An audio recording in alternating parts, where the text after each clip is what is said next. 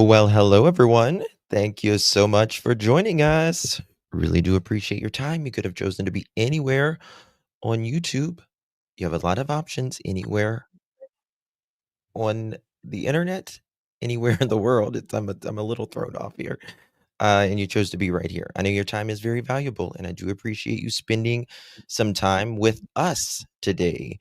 We have Samantha here from PNW True Crime. We are dual streaming together right now. It's exciting to have you here and be streaming with you, Samantha. Yeah, this is a crazy new thing, but this is awesome.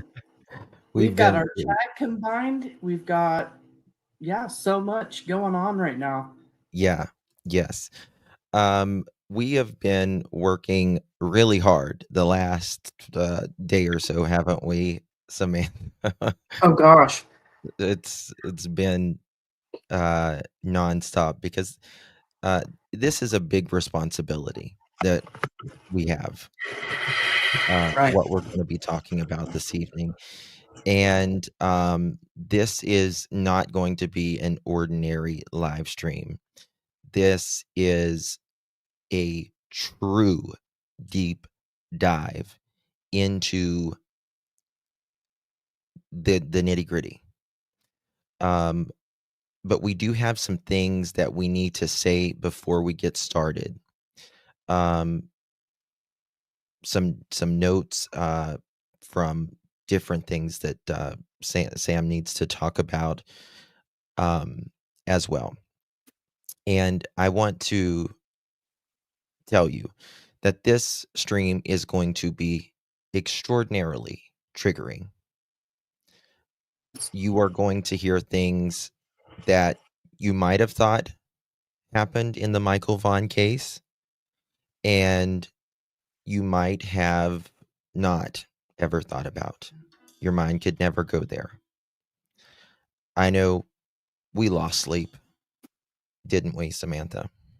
I hardly slept at all last night. Mm-hmm. Yeah. Yeah. Guys, make sure you give a thumbs up to Samantha and myself. We would greatly, greatly appreciate it. Very, very much. Your support means the world to us. And please share this out. With that being said, Samantha, could you please, go over what we, the house cleaning, you know what I mean? Yes. So, just to start off with, Brandy and her family are aware of this live. They stand behind everything that Justin and I are going to be talking about, everything that Justin and I are going to read in this affidavit. Brandy actually requested Justin and I to do this live. So that's the reason why we're going over this live, and because this affidavit was dropped in a way that was very shocking Mm-hmm.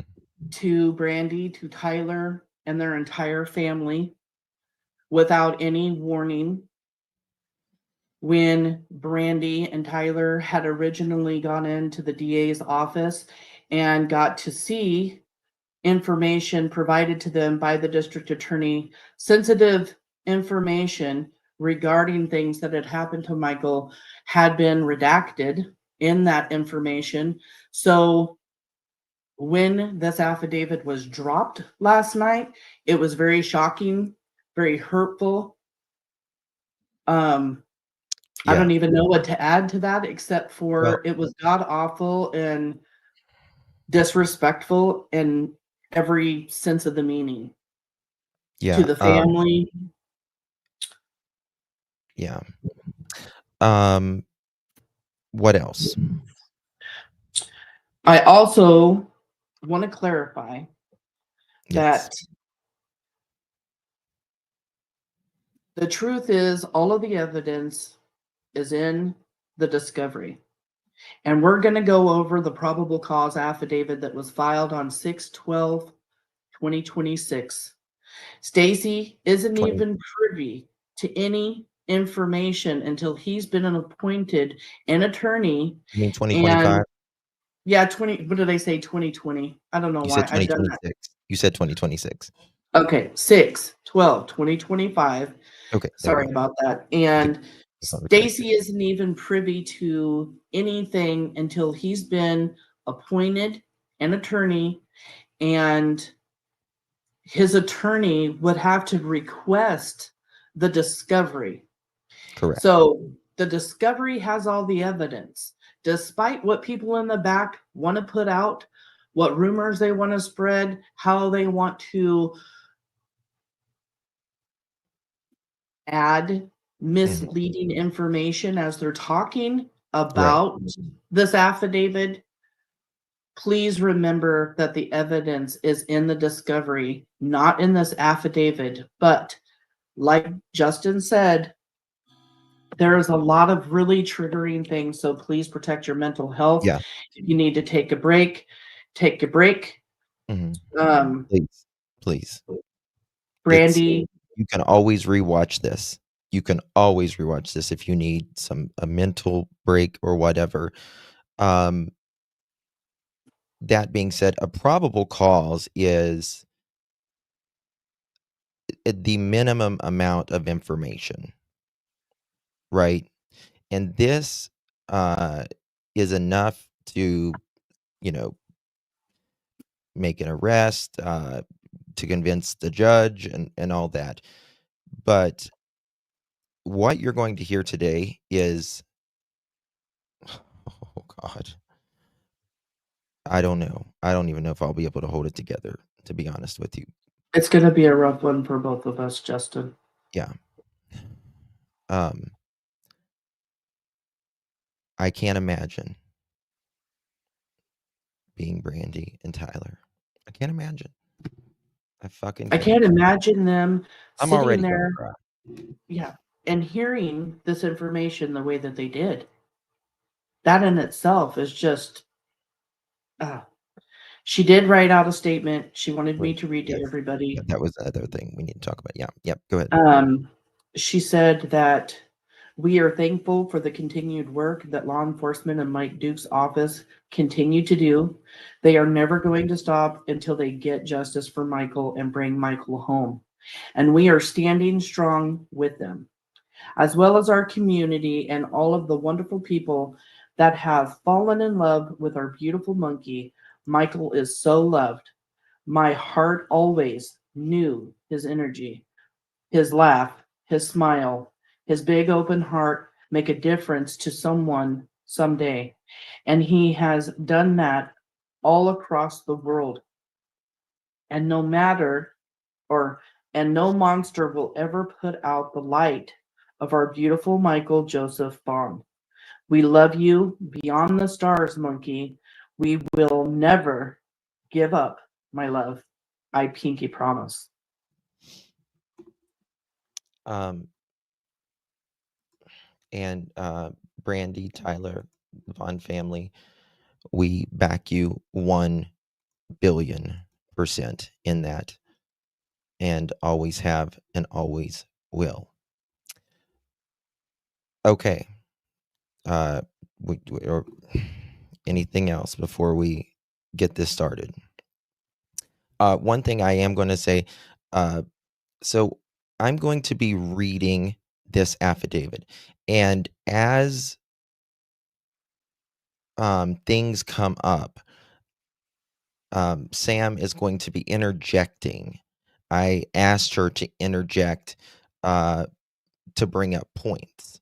She's not interrupting me or anything like that. I just want to make that very clear. I asked her to. Sam is extremely, extremely nice, and she would. I just want to clarify that she's kind of shy to a little bit. The other night we were live for quite a while, but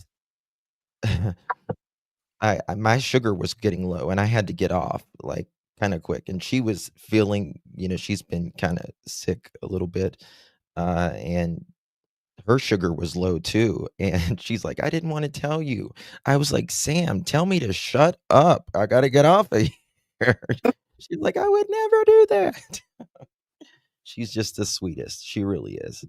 Um, so, Yes, so forgive me if I have to cough. I'm going to try to use the mute to cough, to blow my nose. I have been very sick for a few weeks and then started running fever a few days ago. I am feeling better now that I got some antibiotics in me, but it wouldn't matter whether I was running fever or not. Like, this is where same. I want to be with you. This is where I want to be for the Vaughan family. This is important, and I wouldn't rather be anywhere else. It's gonna be a hard one. I'm already about ready to burst into tears. It's all right. Are you ready? I'm ready. Okay. I hope I have them in the right order. Well, you better, Justin. I know. I hope I have them in the right order. All right. Actually, I can do it like this. I absolutely can. Just do it like this. All right, guys. Um, let's see. Oops, wrong one. Here we go.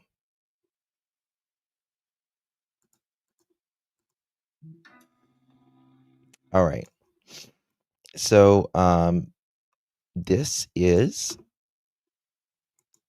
it, and you ready to start it? All right. This is actually against. Is this against Stacey and Sarah? It's kind of 2 in 1, isn't it? So there is two affidavits that say the exact same thing, and yeah, for Sarah and Stacy, from what I understand, even though we don't know that Sarah has been charged with anything yet, and we are not saying that she has, this affidavit has been written up for quite a while. So, yeah, We as see the far as right. I know, it was both for Sarah and Stacy. Mhm. Thank you, little devil. Please bring Michael home. Rest in peace, little man. Guys, thank you, Jen. What you're going to hear, um, to me, it's just I knew that they were evil, all of these people, but when you hear what you're going to hear, just the fucking callousness of it. I mean, I don't know. I just might as well get started reading because it's bad. All right. This is the piece.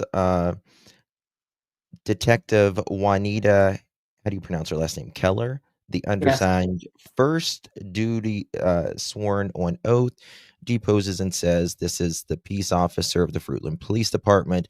Uh, the defendant is alleged to have committed the following crimes between the dates of approximately July 27th, 2021, the day Michael goes missing, through 2025. First degree unaliving, felony. Second, kidnapping, second degree, felony. Third, destruction of or concealment of evidence, felony. The crimes were not committed in my presence. I do believe there is probable cause to believe the defendant committed such crimes because of the following fact. Note that you must be the source of the information provided below. Okay. On July 27, 2021, neighbors reported seeing 5-year-old Michael Joseph Vaughan between approximately 18:15. So that is what, 7:15? 18, so oh 12, my 13, gosh, 14, this is 15, where it's 16. Okay, yeah, 7:15 and 7:30 p.m. I think it's 6:15. 12, 13, 14, 15, 16, 17. You're right, 6:15. Sorry, 6:15 and 6:30 in the area of Michael's home and nearby residence on South Arizona in Fruitland, Payette County, Idaho. Michael knocked on some of the neighbors' doors, attempting to play with neighbors or in their yards. Michael was told to return home by all of the neighbors he contacted. At approximately 1845, that's 6 or is that right? 6:45? 6:45. Yes. 6:45. I'm actually writing it all down, the number, so that we make sure we get this right now. So, Gotcha.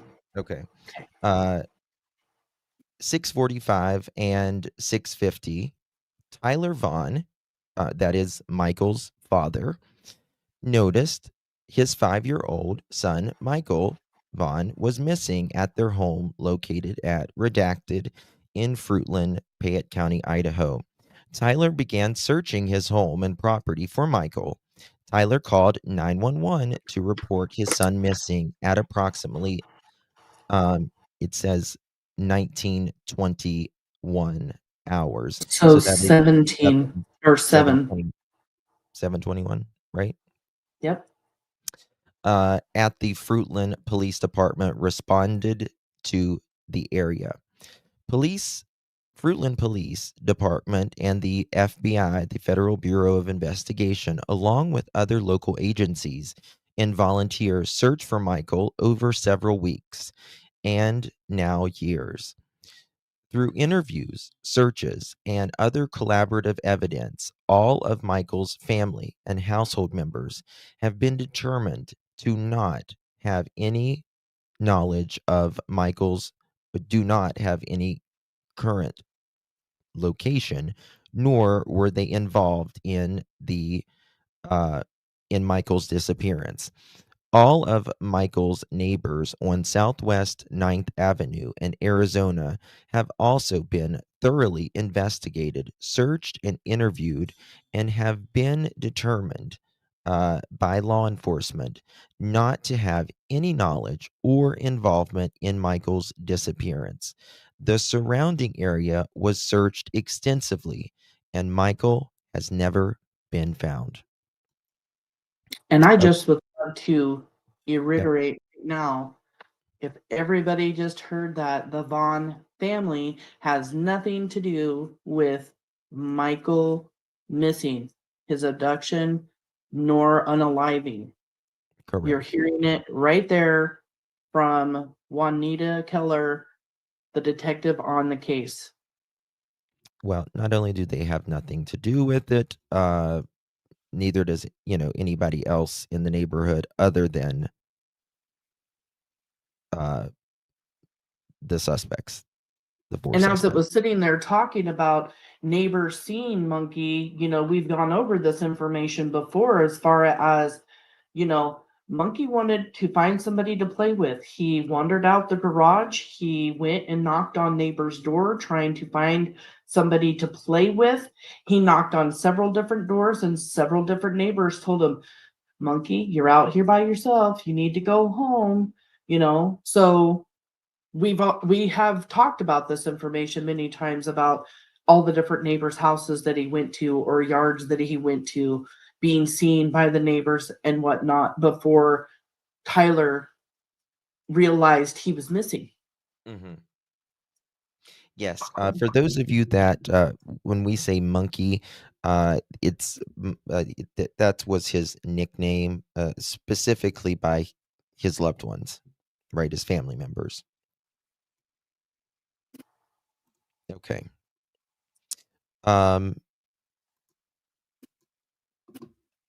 All right. Live canine teams searched the surrounding neighborhood August 2 and 3, 2021, using a pair of Michael's shoes and for uh, it's a little blurry for me, sorry. Shoes for Michael scent. Out of approximately 300 homes, canine handlers reported the dogs only showed interest in one house located at Redacted in Fruitland. This is the home of Stacey and Sarah Wondra, aka canine handlers that reported that canine, is it Banshee? Yes, I think so. Okay. Showed interest in the area of the corner of Meadowlark and Red Wing Street. The canine showed interest in the intersection and the sorry, it's so blurry. Intersection and headed straight to the fence and front door of the Wandra's residence. I need to turn my phone off. Bear with me. Okay. So I want to point out right here, we're talking August 2nd through the 3rd. The dogs are hitting in the area of the Wanderer's house. The 2nd and the 3rd of August. That is only what, 28, 29, 30, not even a week Yeah. after Michael's been abducted. Dogs are hitting near the Wanderer's house. Yeah. Yeah. Very quickly. And we Very also quickly. know that Carson Starkey, their next door neighbor, actually mentions the dogs hitting on those houses there when they were out searching when he did his interview with JLR. Mm-hmm. Well, and you'll also see why they hit here in a little bit. Well, I mean, obviously never mind. We'll get there. We'll get there. On August 2nd, 2021, Canine Banshee Canine Banshee sent down to a tree over the edge of Bluff.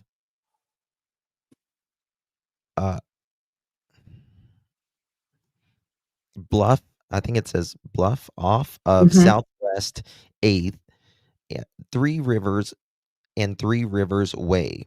Canine Banshee was determined to track the scent into the thorny bushes under the tree, despite the thorns. A discarded child's stroller was located deep in the thorny bushes. You want to talk about that? Well, the one thing to point out there is this canine has Michael's scent, Yes. and this dog wants in sticker bushes. He is climbing through to get to what he is smelling. He's determined. Yes. And there's a stroller there. And you'll learn more about that stroller and other items. But just remember, this dog is trained and is hunting down a particular scent that it's trained to hunt down. Very determined to get into these bushes. Oh yeah. Yeah, he's determined for sure. Okay. On August 5th, a pink, quote, big flyer, which is a brand of tricycle. It's like the old version. You know what I mean? It's like the three, it's two wheels on the back, one on the front. It's usually got I think it's like a red flag or something on it. On August 5th, 2021, a pink Big Flyer tricycle was located behind the Bluffs sign at Three Rivers Way and Southwest 8th Street during a search of the same area the day prior. The tricycle was not there. Jim Smith, who lives in Three Rivers subdivision, later reported that he had found the tricycle over in the bluff under a tree next to a child's stroller. Jim said he took it home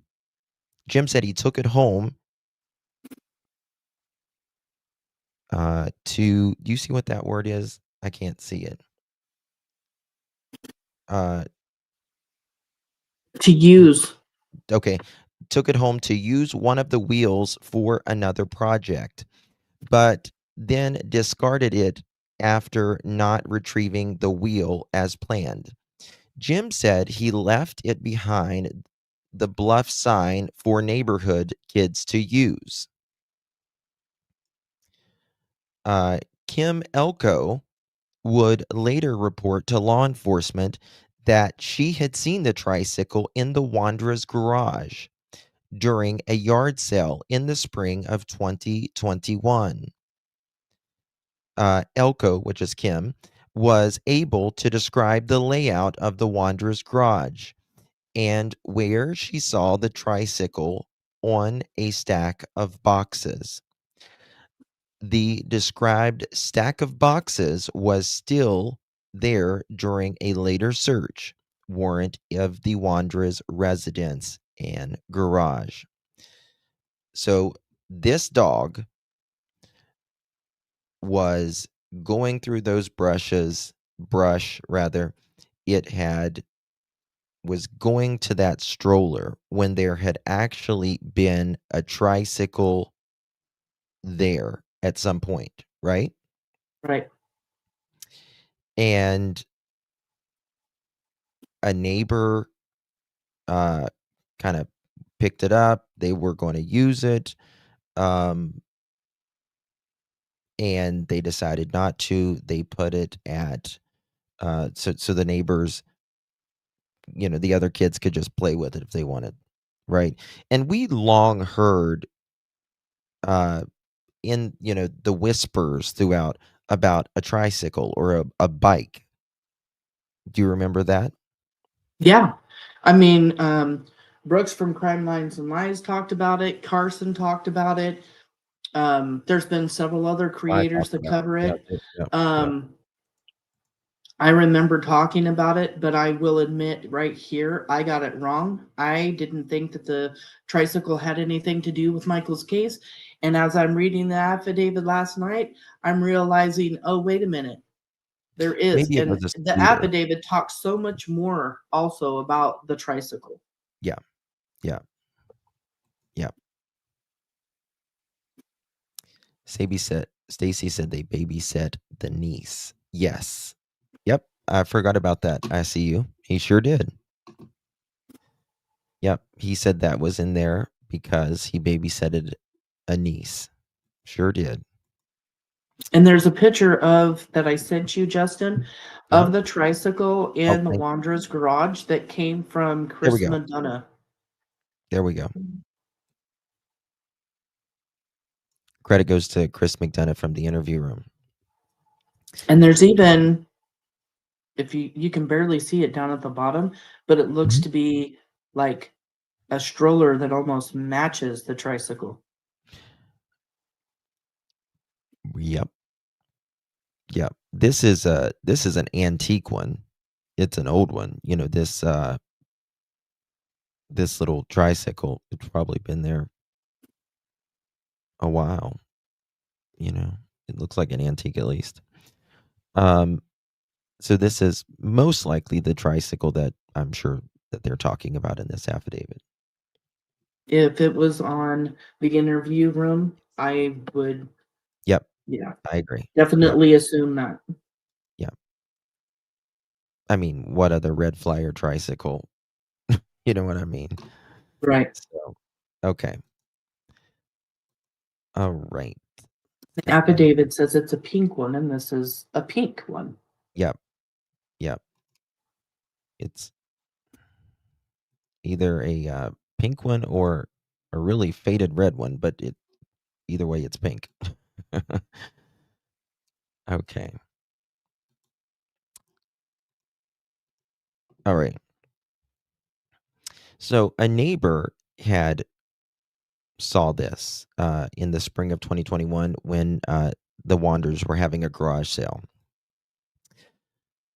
Um, Dorothy Starkey, who was who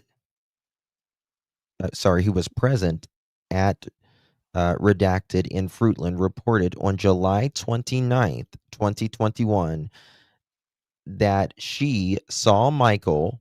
Listen to this. That she saw Michael. Does it say?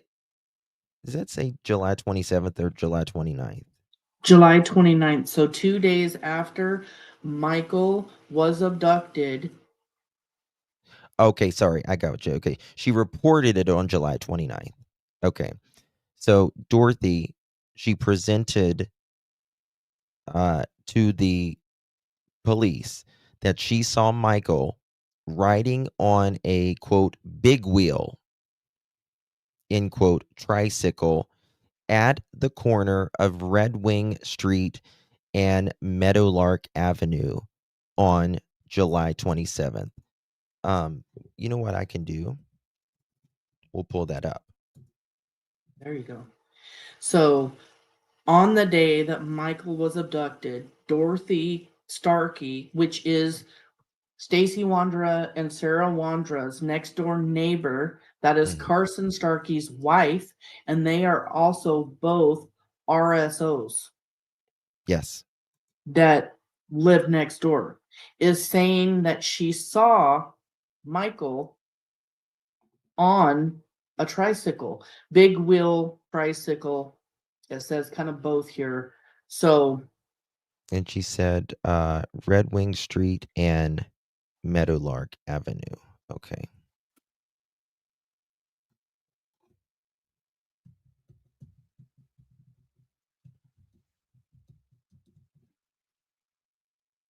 Okay, one second.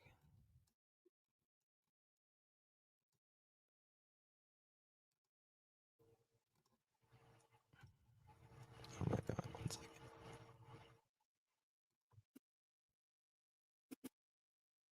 Okay.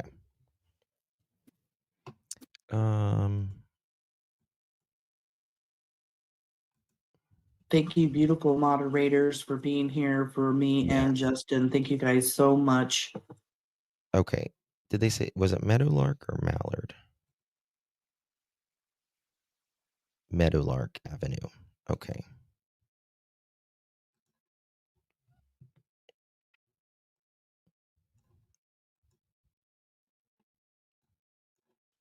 Let me I pull want to say this that's up. more towards like the Snake River. Isn't that the road like off to the side there? I think it's over here, isn't it?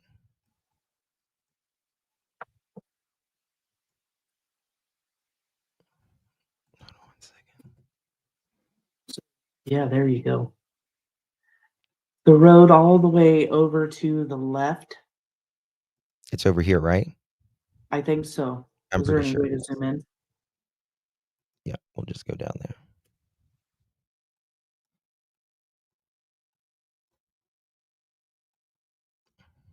That's 3 Rivers Way. Hold on. Let me just pull this up one second. How do we spell it? Meadowlark. Okay.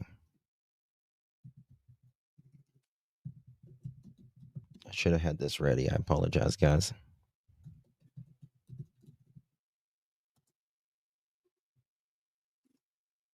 Oh no, I know where it is. Hold on. I don't even know what the hell I was thinking. It's way over here. It's not over there at all. That's my bad. It's right here. No, it's fine. There you go. Right here. This is Meadowlark. Okay. And they said, Meadowlark and Red Wing, which is the road that the Wanderers live on. right, so it's going to be all the way down here. Right. Okay.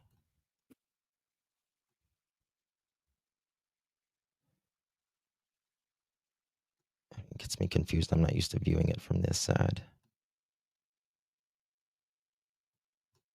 Okay.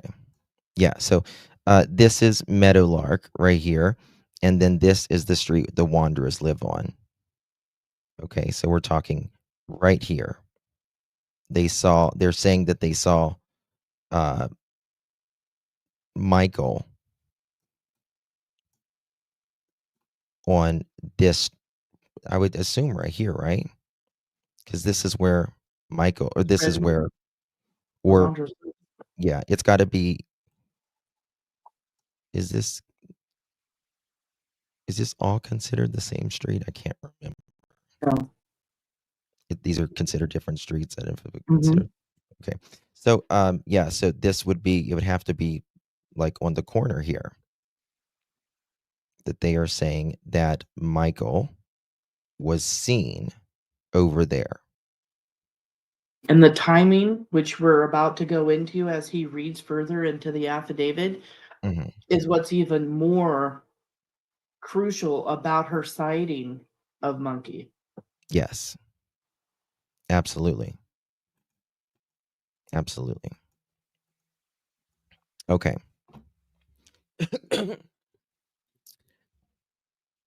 All right. Red Wing Street and Meadowlark Avenue on July 27th, as she was either entering or leaving the neighborhood. Dorothy is seen on surveillance videos coming into the neighborhood westbound on Southwest 8th Street at 1825 hours. So 6:25. Yes. Mhm. And left the neighborhood eastbound on Southwest 8th Street at 1925. Which So, would be 7:25. correct, yes.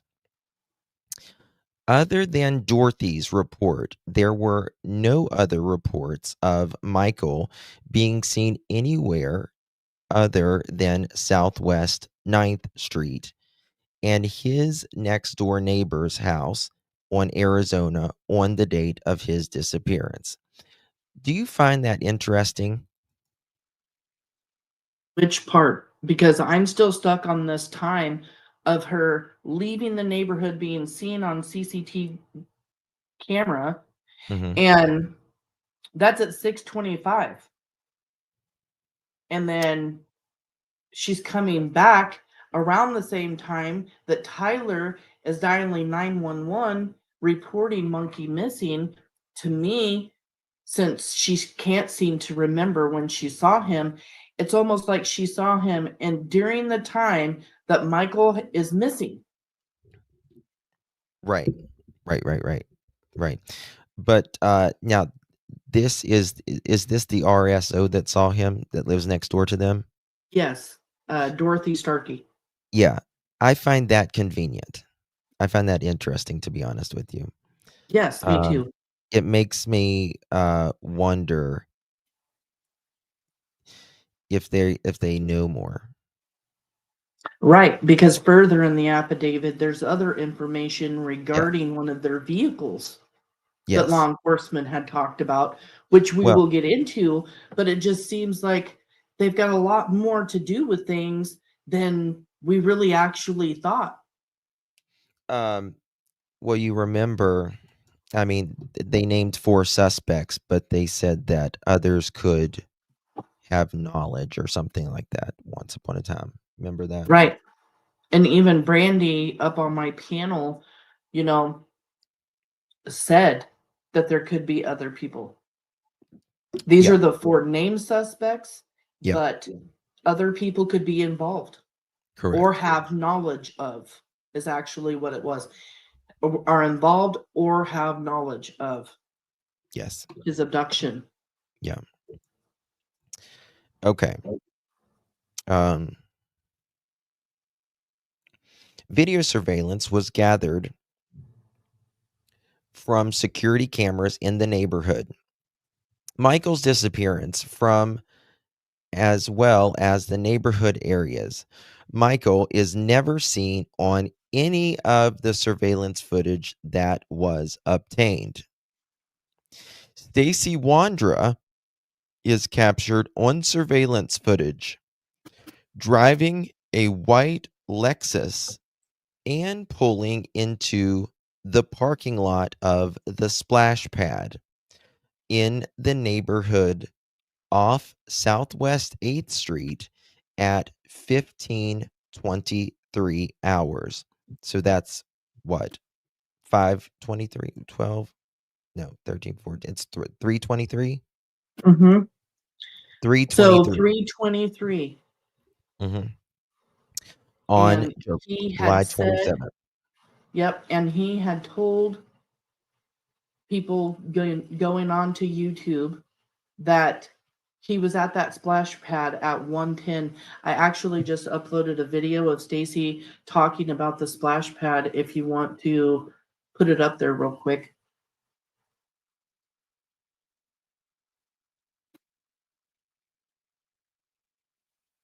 Absolutely. Hold on, sorry. 1 second. Okay. Which one was it? The one with Stacey there? The one with Stacey's face, yeah. No, the sun, and I don't know where they're You can fast forward some. Yeah, of course. getting 9 o'clock that the sun goes down. It starts getting dark about. It was dark. And what time did you leave to go tow the truck? You can fast forward a little bit more. About 5:30. Yep. Okay, so the taxi run Right there is was good. at 1:50. Yep. Correct. When I got were back you about 4 When- p.m. on camera at the splash pad? at like 1:10 in the afternoon. Correct. Now, there's a lot of talk about the splash pad. Have you ever been to that splash pad? Yeah. So You lying sack of garbage. I don't know why it's kind of skippy. I don't know why. Probably because it was loading as I put it up into the stream. Okay. Well, he said he was there at 1 something and he was lying his ass off. Yeah, and he talks about how he got out of. So, according to Stacey, he's in his vehicle. He takes a corner wrong. He has his chew can with him, and it is on the seat, but it flies onto the floorboard. So Stacey says that he goes to the splash pad so that he can get his chew can from the floorboard. Yeah. And since he's so big and he can't reach down to the floorboard, he Right. gets out of his vehicle, comes around his vehicle, opens up the door, gets his chew, and gets back in the vehicle. But the affidavit here, it says this. Stacey is seen exiting the driver door, walking around to the passenger side of the car, and appears to be testing the exterior door handles to see if it is locked. He doesn't open the door. No. He doesn't open up the door, but he's checking door handles. Bing, Why bing, is he bing, checking? bing, bing. Yeah, why is he checking door handles?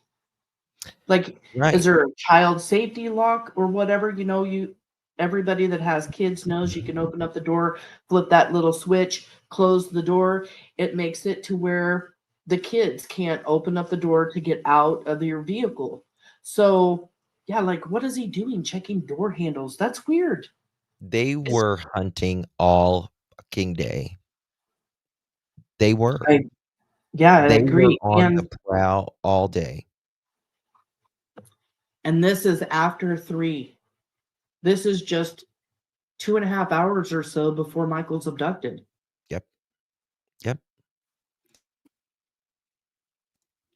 Okay. So Stacey goes to the splash pad. Actually, for those of y'all that don't know where the splash pad is, let me show you. So Michael lives right here. Stacey and Sarah and them live right here.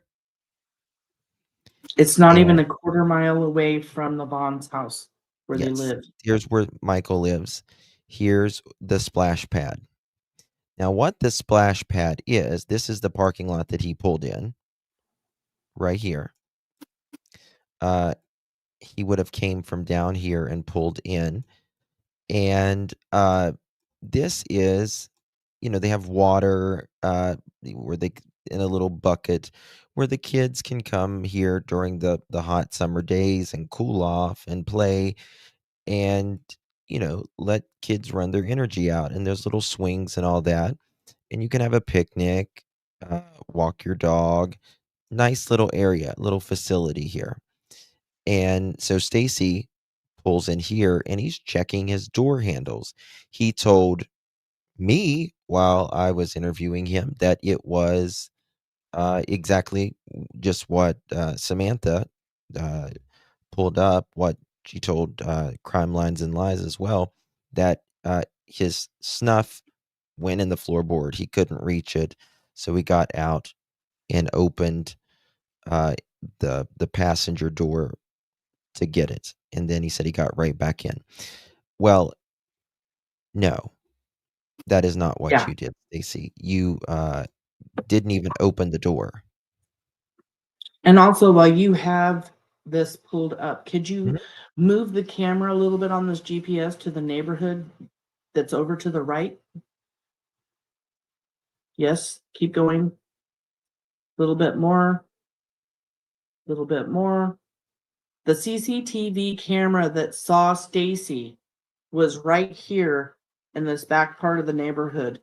And they got a very clear visual of Stacey Wondra parked there and what he did when he was in that parking lot. Oh shit! Sorry, I was muted. Sorry. Apologize. Yeah, they got they have him right here. They knew what he was doing. So yeah, very very good. Okay. All right. Let's get on with the next part.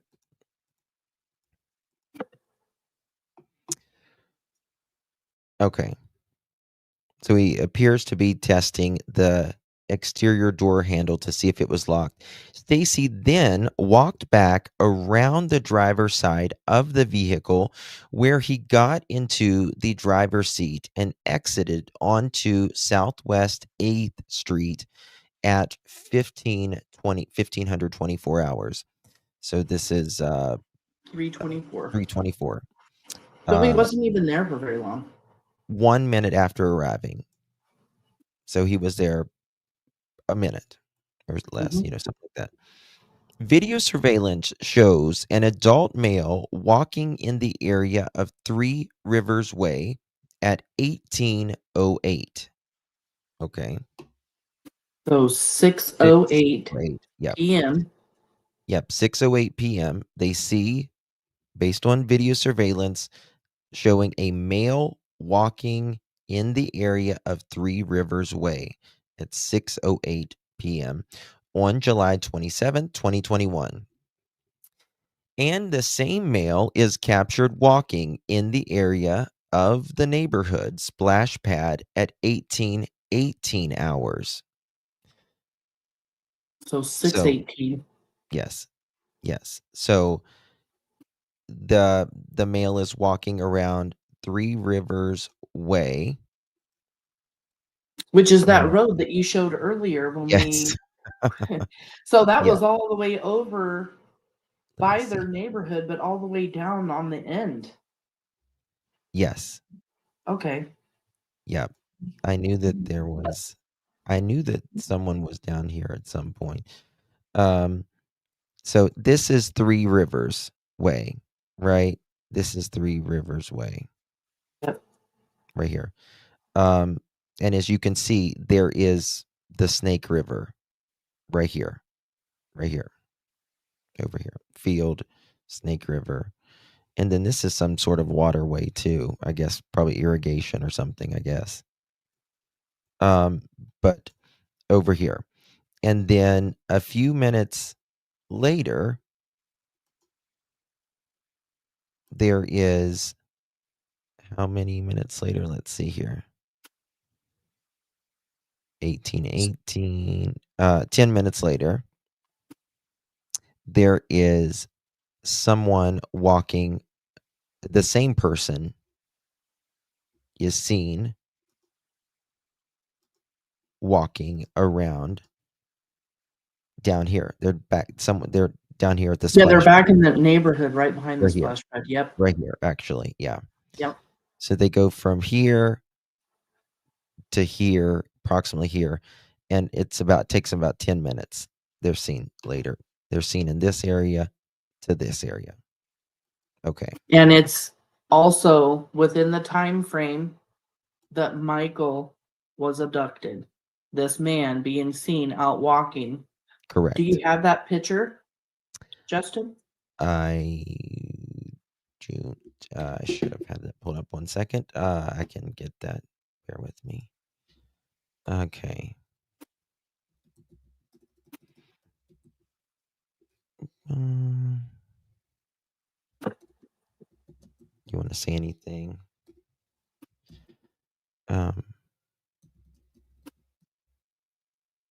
Now, for those of you guys that are watching, this is the picture of the man walking in the neighborhood that has been out there for a long time.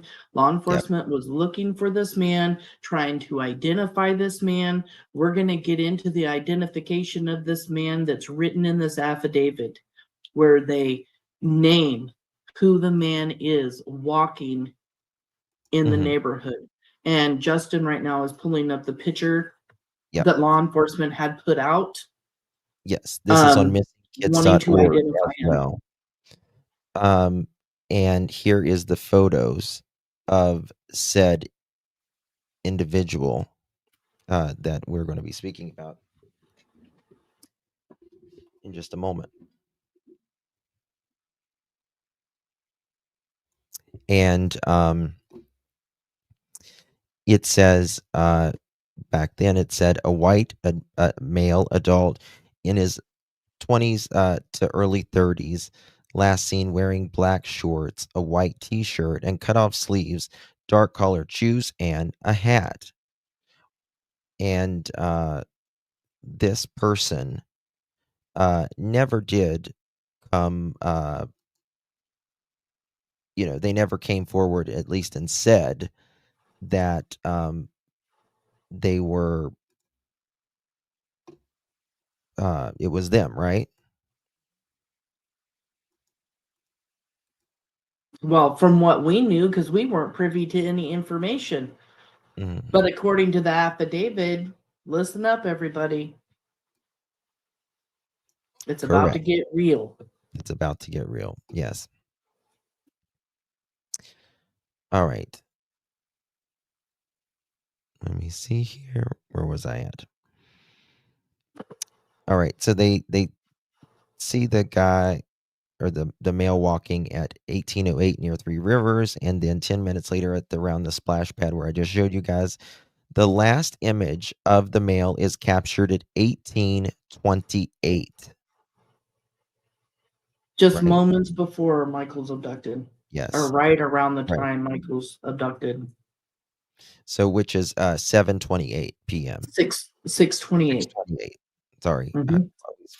I don't know why I got it all written down right here. I've got like the last image of the male is captured at 6:28 p.m. as he walked through the wooded area to the west, back towards the area in which the Wondras live.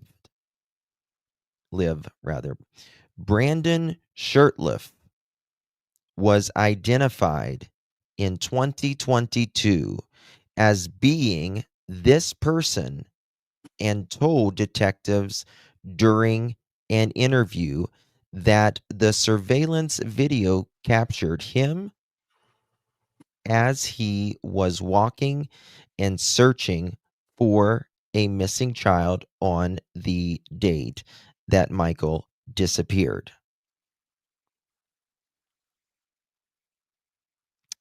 So they did an interview with Brandon Shurtliff, and he told them he was out looking for a missing child. And keep reading because the bombshell hasn't even dropped yet. The video captured Brandon walking prior to Michael being reported missing. Brandon reported he was living with the Wondras on the date. Boom. So Brandon said, you want to do that while I pull up the next one? Yes. So Brandon is telling law enforcement that he was out looking for a child when in all actuality, the footage that they have of Brandon is before Michael's abduction. So he lied to law enforcement about why he was wandering around. And just shortly before that, a couple of hours before that, we know that Stacey Wondra is sitting at the splash pad checking his door handles to his vehicle. Oh, These monsters disturbing. were out searching to kidnap somebody. They were hunting. I mean, there's just no other way around it. You know what I mean? I mean, there's just no other way around it. Let me see if I can do it like this. Bear with me. Oh, this one's much more clear. I can see this one better, hopefully. Here we go.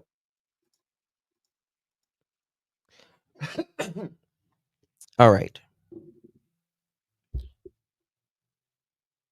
Is this the third one? I'm not sure. Into the GPS. Did I? Let me look. Yeah.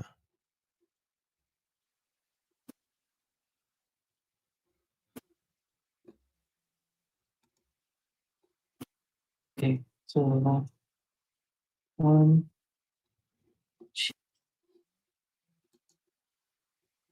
on August 1st, 2021 is the third one. Okay. So this is on August. already gone over this. There we go. Thank you.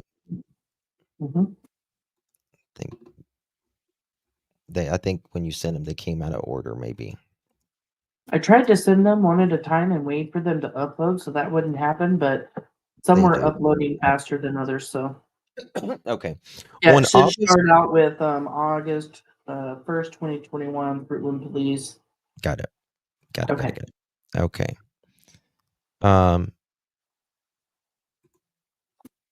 Here we go. On August 1st, 2021, Fruitland Police contacted the residents at Redacted Fruitland.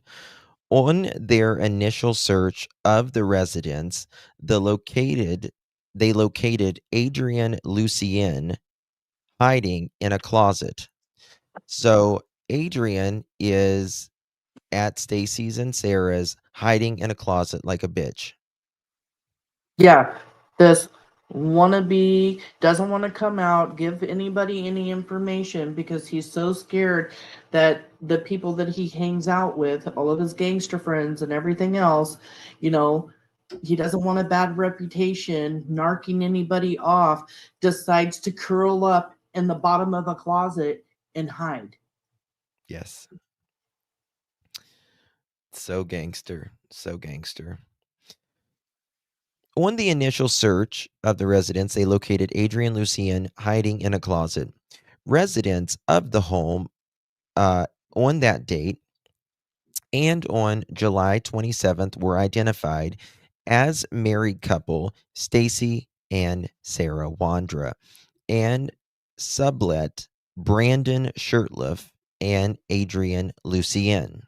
So all four were there, right? Yep. And all four were interviewed on August 1st, 2021. Just stop right there. Are you guys hearing that? Yep. August 1st of 2021, they're all four being interviewed. We're talking just 4 or 5 days after Michael has been abducted. Law enforcement already has their eyes on these four suspects. Yep. They're in. I thought this was shocking. I didn't think that they had, got onto the four suspects for months and months. I didn't realize it's just within days, less than a week. Yeah. So you can think the cops isn't onto someone for years, but they can be on you since literally the beginning. Right. And this just goes to show just one more time, like, we're so not privy to any information. And although we think we may know what's going on, or we give our theories, or, we go through documentation stuff that we found on the internet or listen to the news, we really can only do what we do with what information we're given. And none of that is privileged information to what has actually happened in Michael's case. Yeah. Trishy, what was it? I don't know what took so long. I think a lot of it is they wanted Michael's remains more than any, you know what I mean? Like, I don't know. I What's your do thoughts? believe that that's why it takes so long, is Yeah. because, even up until the recent last 6 months, they're still searching for Monkey. Yes. I mean, there's And still searches going on for Monkey. Yes. And that's an important. yeah, it's still an ongoing investigation. And I think that Fruitland still wants to find him and will continue to look for him.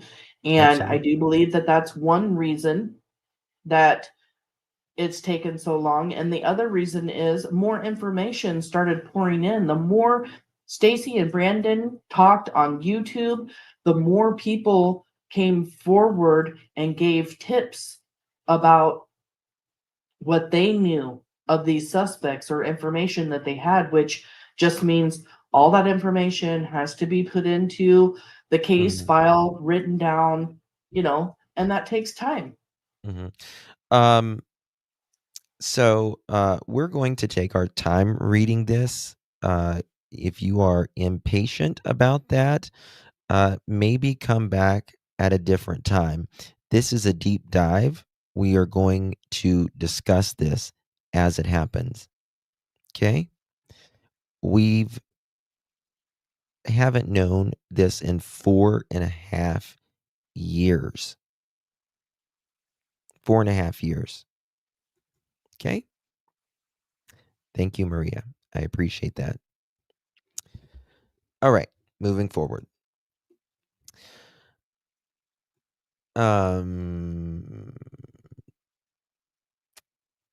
So they were all four interviewed on August 1st, 2021.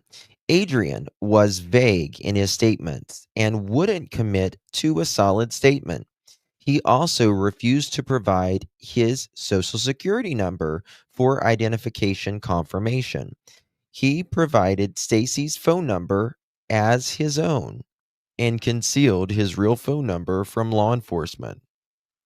So Adrien from the jump is hiding in a closet, refusing his social security number to police for identification.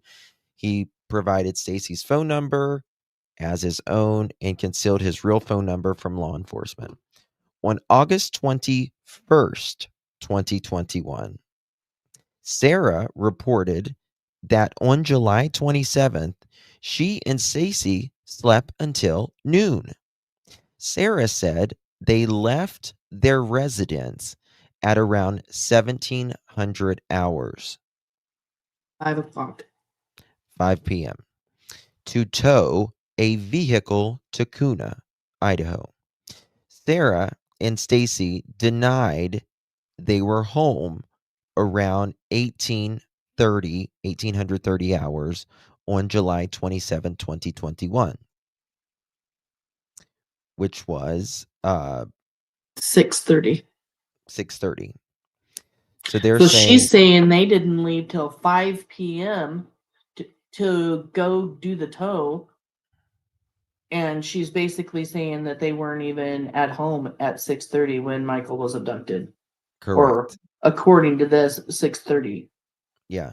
And prior to that, I find it crazy that here Adrien is not giving them any information or whatever, and just has continuously just said, I was set up, I wasn't involved, I didn't do anything, but he's hiding in a closet and concealing his identity from law enforcement.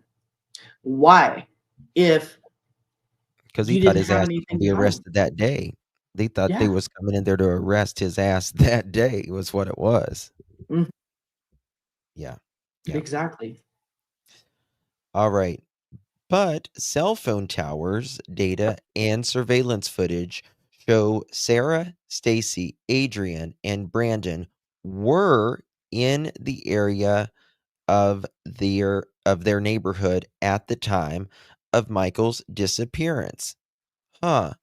Why would someone lie about not being in the neighborhood when a child disappears? Huh. I Yeah. wonder why.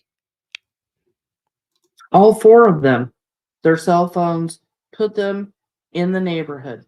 Thank you, Melanie to Jesus. Mm-hmm. Yep. Exactly. All right. So they're lying based upon the tower data and surveillance footage. So no, they not only have you uh, on your phone activity, but they have Brandon and them on the camera. Good catch, because I didn't catch that. Yeah, yeah. So it's a double layer. You can say, well, I left. We all left our phones there. Wrong. You're on camera. Right. Sorry, Charlie. Not gonna work for you. Okay. Let's see here. Brandon. Okay. Cell phone towers, data and surveillance footage shows Sarah, Stacey, Adrian, and Brandon were in the area of the neighborhood at the time of Michael's disappearance. Sarah, Adrian, and Brandon returned to Fruitland, verified by surveillance in Sarah's blue Toyota Corolla at 1708 hours. So at 5:08, they Oh, entered the neighborhood, yep. coming back from when they took Adrian to Applebee's, and Sarah and Brandon went and wandered around the mall and everything else, which we know this kind of makes sense because there's a picture of Adrian at Applebee's that was taken right around the 4:30-ish time or something. So after that picture was taken, they're on their way back to their Fruitland home there on Red Wing, and they're seen at 5:08 coming back to the neighborhood. Exactly, Kelly. This is a probable cause affidavit. This is not at all of the evidence that law enforcement has for the suspect or suspects. This is the bare minimum, Right. is what a probable cause is. This is the bare minimum that they show us. All of the evidence is in the discovery. Yes. Stacey doesn't even have this information and won't until he's given an attorney and his attorney requests the discovery. Yeah. Okay. Let's see here. So they're in Sarah's blue Toyota Corolla at 1708 hours, only to leave again at 1712 hours. Oh, so they come in at 5:08 and leave Yes. again at 5:12. Yes. So they was just getting had to be just getting something quick or something. Yeah, The like 4 Toyota, minutes there. yeah, the Toyota then came back into the neighborhood at 1756. So at 46. 5:56. Yeah. So from 5:12 to 5:56, yeah, they're only gone like 45 minutes. With 56, 46. Yep, 44. Yep, something like that. Yep. Okay. So they return back about 45 minutes later. Surveillance footage shows Sarah driving the maroon GMC pickup on July 27, 2021, as she drove out of the neighborhood at 1908 hours. So 7:08. Yes. Which is Stacey, right with what Brandy set up on my panel, that they're seen leaving the neighborhood at 7:08, and Brandy even gets into an argument with Stacey about it, and he's trying to deny that they ever left at 7:08.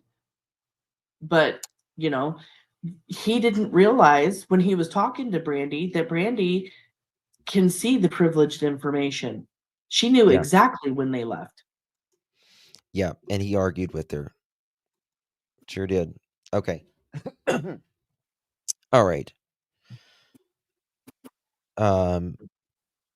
So at 7:08, Sarah driving the maroon GMC pickup, July 27, 2021, as she drove out of the neighborhood at 1908 hours. Stacey has been identified as the front passenger, and Brandon was the driver side rear passenger. Sarah, Stacey, and Brandon's phone data showed they were co-located as they left the neighborhood at 1908 hours and drove to Kuna, Idaho. So at 7:08, Sarah, Stacey, Brandon, all their phones are together. They're seen on camera together, right? Yep, they're leaving the neighborhood to go to Kuna. Remember, they're going to Kuna to pick up Brandon's vehicle and tow it back to their house. Okay. Now, Adrian's phone did not provide any location data during the evening of July 27, 2021. However, Adrien took a selfie photo in the guest bathroom at the Wanderer's residence at 1926 hours. So Oh, at Adrien, 7:26. yes. So Adrien stays home, right? And we have heard by so many times that Adrian wasn't at the house that night, that he went and was at Applebee's, and then he went to go spend the rest of the day hanging out with his son and his baby's mama. But here we have proof Adrian is left at the house when they leave to go do the tow, and he even took a selfie of himself. And we know things that are connected to your phone, they have a location and a timestamp. Yep. Yep, the metadata. Okay. So Sarah, Stacey, and Brandon, they're on their way to tow the vehicle, and Adrien is at home taking photos in the bathroom. Wandra's maroon GMC pickup truck is captured on surveillance footage returning to their Fruitland neighborhood at 23:22 So hours. that's 11:22. 11. I need to see what time they took the Mercedes photos. I think it was around 10 something. I need to go back and look at that sometimes. So the GMC pickup truck is captured on surveillance footage returning back to Fruitland neighborhood at 11:22 July 27th, pulling or towing a silver Mercedes Benz. Following Michael's disappearance, Sarah had a distinct change in behavior. Following Michael's disappearance, Sarah began to stand along the highway near Love's gas station in Ontario, Oregon, with signs stating to, quote, repent of your sins, end quote, and that the, quote, end of time was near, end quote. Sarah's social media post on TikTok and Facebook has also changed drastically to religion and asking for forgiveness of her sins. Prior to Michael's abduction, Sarah had posted only approximately 11 videos over TikTok over 3 years. Following Michael's abduction, Sarah posted approximately 329 videos from September 15th, 2021 through December 24th, Christmas Eve, 2021. That's a lot. And if you watch those TikToks, like I have I've watched done 'em. all those TikToks, and you can see her declining mentally. She just gets worse and worse. If you want to go over any of the TikToks, I did just add a video that I have of her on her TikToks.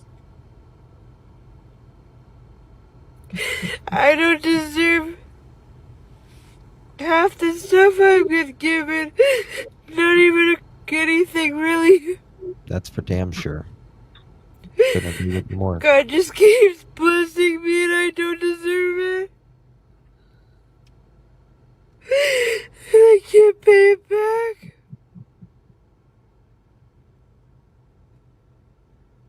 Go to hell. I do that a lot. But I want to put out there that I have been saved from a lot of sin. The reason why I trust in God so much is because I have so much to be saved from. For instance, I've committed robbery. Oregon, Murder. if you want to look that up. I've lied.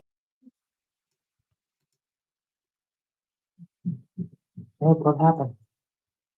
I guess it's all the way uploaded, maybe.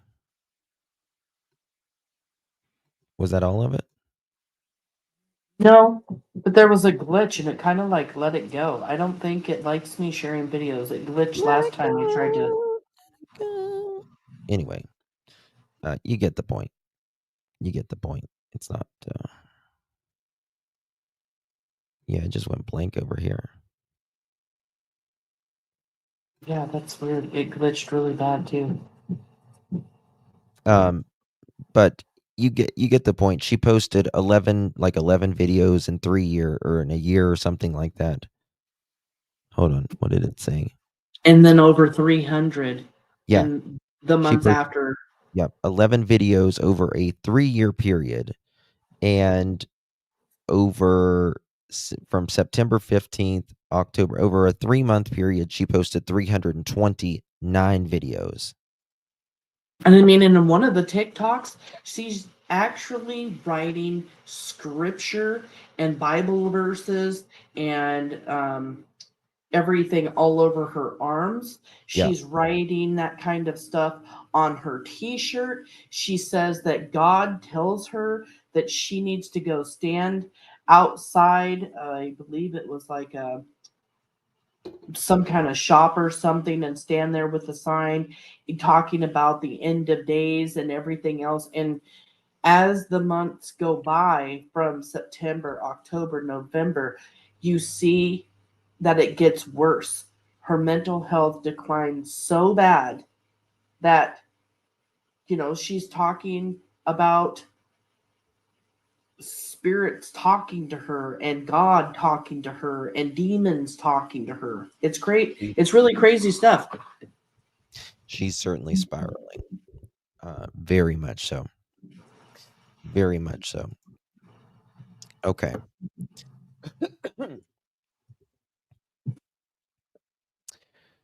In TikTok videos Sarah posted, Sarah made, quote, testimony, end quote, statements regarding her involvement in criminal behavior and stated that she had broken all of the 10 commandments. It should be noted that thou shalt not kill, end quote, is one of those 10 commandments. Sarah also alleged in her videos that it did not matter what sins she had committed because God has forgiven all of them. Michael's missing flyer can also be seen on her refrigerator in the background in some of her videos. Now, And I'm not seeing the affidavit on my screen. Do you have it put up? yeah, you're not seeing it? No. I lost it when it glitched. It won't even let me hit the mute button to like. So I just want to make sure if everybody that is don't end your watching. stream, but you can go back out and just refresh. How do I do that? Just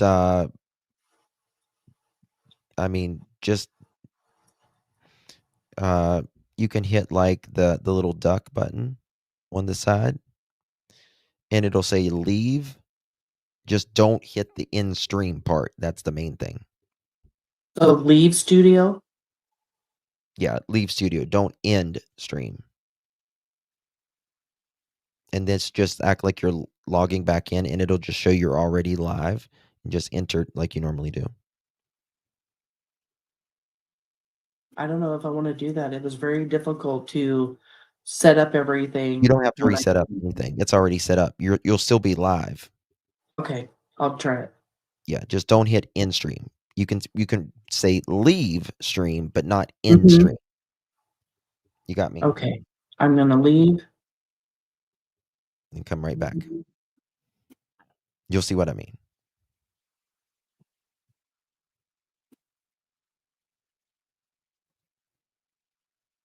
Hello, Blue Eyes Dumpling. Good to see you.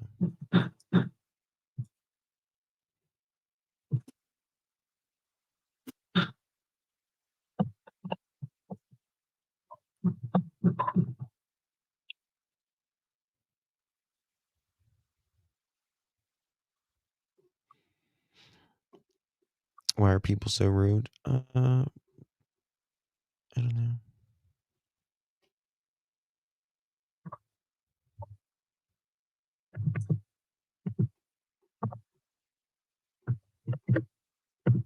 You're not leaving, Samantha.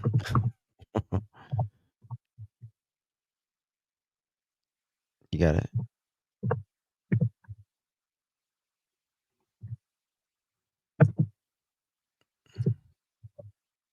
Samantha.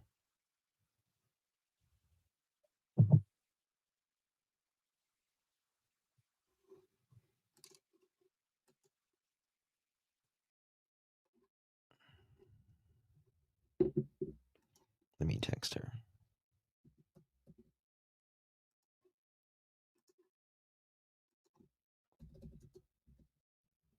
Okay. There we go.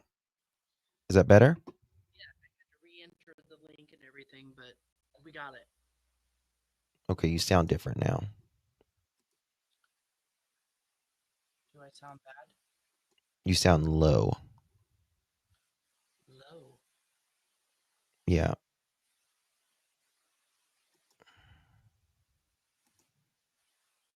Let me turn your mic up. Can you hear me now? What's that? Do I sound better now? Yeah, perfect. Perfect. Yep. Okay.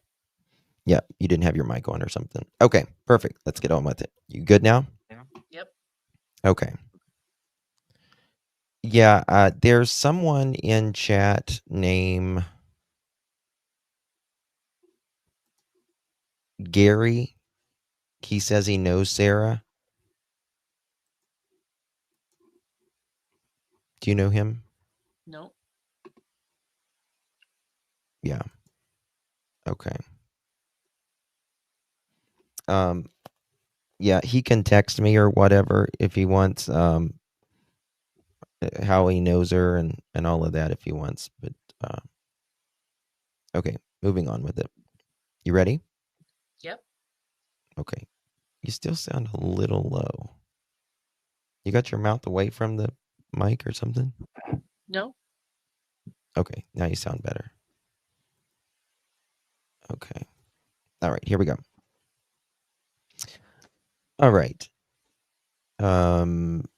Sarah was interviewed again by law enforcement on November 15th, 2021.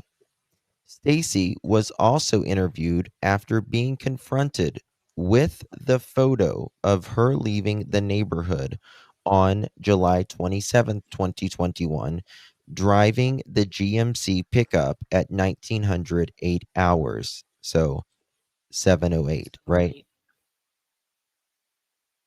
that correct? Yep. Okay. Sarah changed her story, and that she was driving the GMC to get Brandon's Mercedes-Benz from Kuna to tow it back to Fruitland. Sarah said the trip to Kuna to get her car had not been previously planned, and that it was Stacey who wanted to go get the car at the time and date. Sarah said she stopped at Southwest 8th and South Arizona on the way out of the neighborhood to put in the address. Okay. This is very interesting. Yeah, I've never heard that. Uh-huh.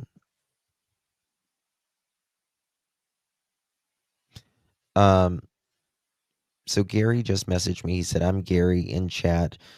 And he gave me his first name. He says, "I know Stacey for about 10 years and his wife for a while too. I have extensive knowledge and time with them."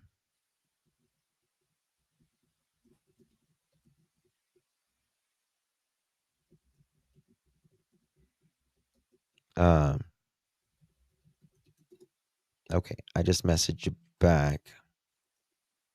Okay. So here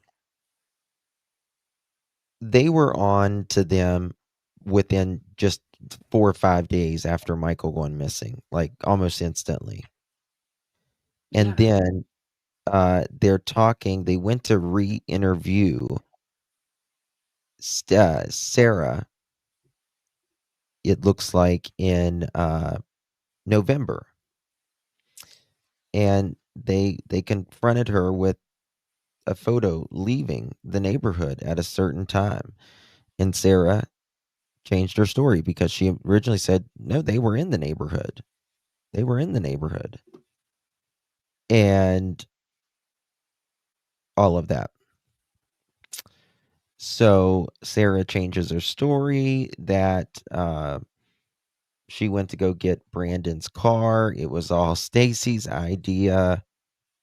And Sarah said she stopped on the corner of Southwest 8th and South Arizona to basically put in the address to her phone or the GPS. Right. She also told PJ Vision that she was adjusting her mirror.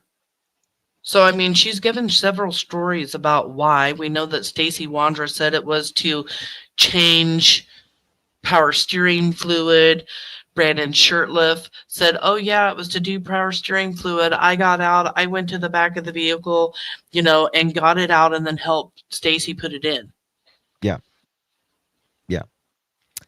And thank you, Yaya. Love you, darling. Appreciate your support, my dear. Hey, Benny. Good to see you. Thank you, Amy. Much love to you, my friend. Thank you so much. Which they told us they were changing power steering fluid. Right? Right. That's what they told us with changing power steering fluid. That's what they told Hidden True Crime as well. It's what they told me. It's what he told Josh. But Stacey's they're changing. She was entering the address there. All right. Now the next one. What's the fourth page? Do you remember which one that one is? Yep, I got it pulled up. Hold on. You don't got to pull up. I've got it pulled up. Just tell me which one it's right. with. It says into the GPS. Sarah said she drove. Okay, I got it. There we go. Thank you. Okay. Mm-hmm. Okay. Oh, it's going to get bad. Okay. Sarah said she was putting they were on the corner of Southwest 8th in Arizona, and they were entering the address into the GPS. Sarah said she drove to 2518 North Snowbell in Kuna, which is Brandon's mother's home. It is worth noting Brandon was in the truck with them when they entered the GPS coordinates to go to Brandon's mother's house, and that Sarah and Brandon's cell phone data shown them at the residence earlier that day. It is worth noting that the truck Brandon was in the truck with them when they entered the GPS coordinates to go with Brandon's mother's house, and that Sarah and Brandon's cell phone data showed them at the residence earlier that day. Sarah said Brandon's mother. Okay, so Brandon and Sarah were there at their house earlier that day. Yes, but what is really strange and unusual is right here is why is Sarah having to put in the GPS to get to Tina Mariel's house, Brandon's mom's house, when Brandon's in the truck with her? Not only that, if she was already there that day, you wouldn't have to enter it again. Right. You can't make it up. You just can't make this crazy stuff up. Yeah, I'm going to enter the GPS that I was just there that day, and the guy whose mother lives there is with me. So yeah, we'll definitely need to enter that address. Dumb. Oh God. Oh my God. Okay. Let's see here. Sarah said Brandon's mother, Tina, was out of town. Sarah said Tina did not allow Brandon to have people in her home when she was not there. So Sarah and Stacey parked down the road, and Brandon used a back gate on the south side to enter Tina's residence so that her doorbell camera did not capture them there. Sorry, to capture him there, meaning Brandon. Sarah reported that while towing the car back to Fruitland, the tow strap broke. Sarah and Stacey Wondra sold their phones, lost or sold their vehicle, and got rid of the furniture shortly after Michael went missing. Sarah was asked about changing her phone following Michael's abduction. Sarah provided 2 reasons. Sarah said they sold their phones because she and Stacey were splitting up, and Sarah said they sold their phones because a demon told her to. Sarah was still paying on the phone that she sold. Sarah was asking about her Facebook post and providing the following responses. Quote, I literally had a demon tell me that I need to leave my husband, end quote. I literally deleted, and a quote again, quote, I literally deleted all of my pictures. I have no idea of what my passwords are. We had a fight. My husband and I had to sell our phones, and we had to get new ones, and I can't access any of my stuff. So I do have Facebook. I just don't have access to it right now, end quote. When asked about the vehicles Sarah and Stacey have, Sarah said the GMC pickup was repossessed. Sarah said she told Stacey when they heard the repo guy were coming to take the truck, quote, we are going to be the nicest repo they ever had today.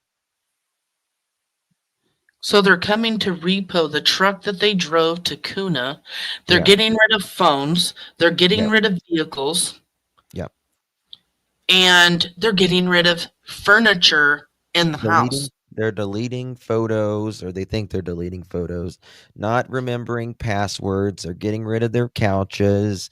Conveniently, this vehicle was repossessed, but what they didn't know is Fruitland took it. Yes, I know Jen. I'm in contact with him. He can text me.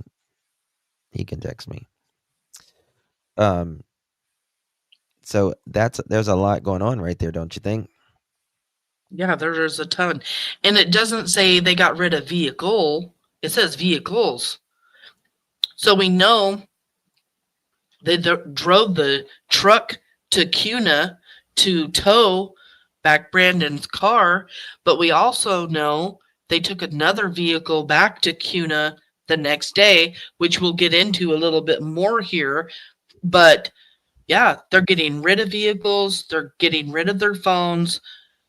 I mean, this is all very suspicious behavior for people that claim they had nothing to do with Michael's abduction. And they're getting rid of furniture that is in the house. Yes. And I know from somebody that I speak to that talks to Sarah's mom that Sarah, when Stacey got incarcerated, when she narked him off for selling the GUN to the pawn shop, started taking stuff from the house and putting it into a storage unit. Yep. Just shortly after this November Yep. 2021 situation here. Bingo. Okay. Sarah said she told Stacey when they heard the repo guy was coming to take the truck, quote, "We are going to be the nicest repo they ever had today," end quote.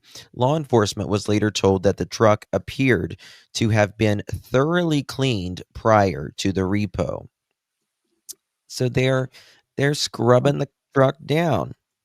Yep, cleaning it out. The truck that they drove to Cuna. Mm-hmm. Interesting.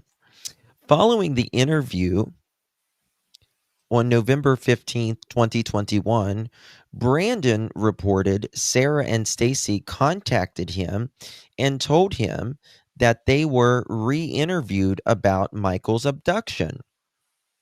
Brandon said Stacey suggested Brandon come over to their place so that they can create an alibi or write a letter on behalf of Stacey and Sarah saying that they were not involved in Michael's abduction.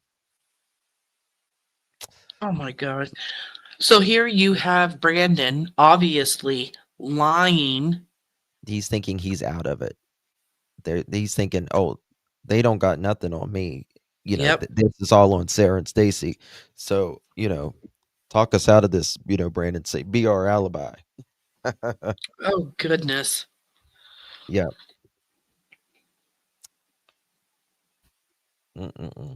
Okay. Tina, again, Brandon Shurtliff's mother, was interviewed by law enforcement. Tina reported that Brandon's behavior changed after he lived with the Wondras. Tina explained that Brandon became more depressed and withdrawn, spending more time playing video games and smoking the marijuanas. Tina would not tell law enforcement where Brandon was or what his phone number was at that time. You were protecting your baby boy, weren't you? Just Not letting him be a man. Coddling him even more, not giving up his phone number. And of course, it's got to be the Wanderer's fault that Brandon, has this sudden change within himself. Not that the grown ass man couldn't just make his own decisions. Oh my goodness. Mm-hmm. She's always coddling. Yeah, Gary says she has pistol whipped people in front of me. She has talked about kidnapping, but not specific. Gary, was you on the Labs channel? Yeah, is that Gary? Did you Sarah's marry her a ex-husband? long time ago?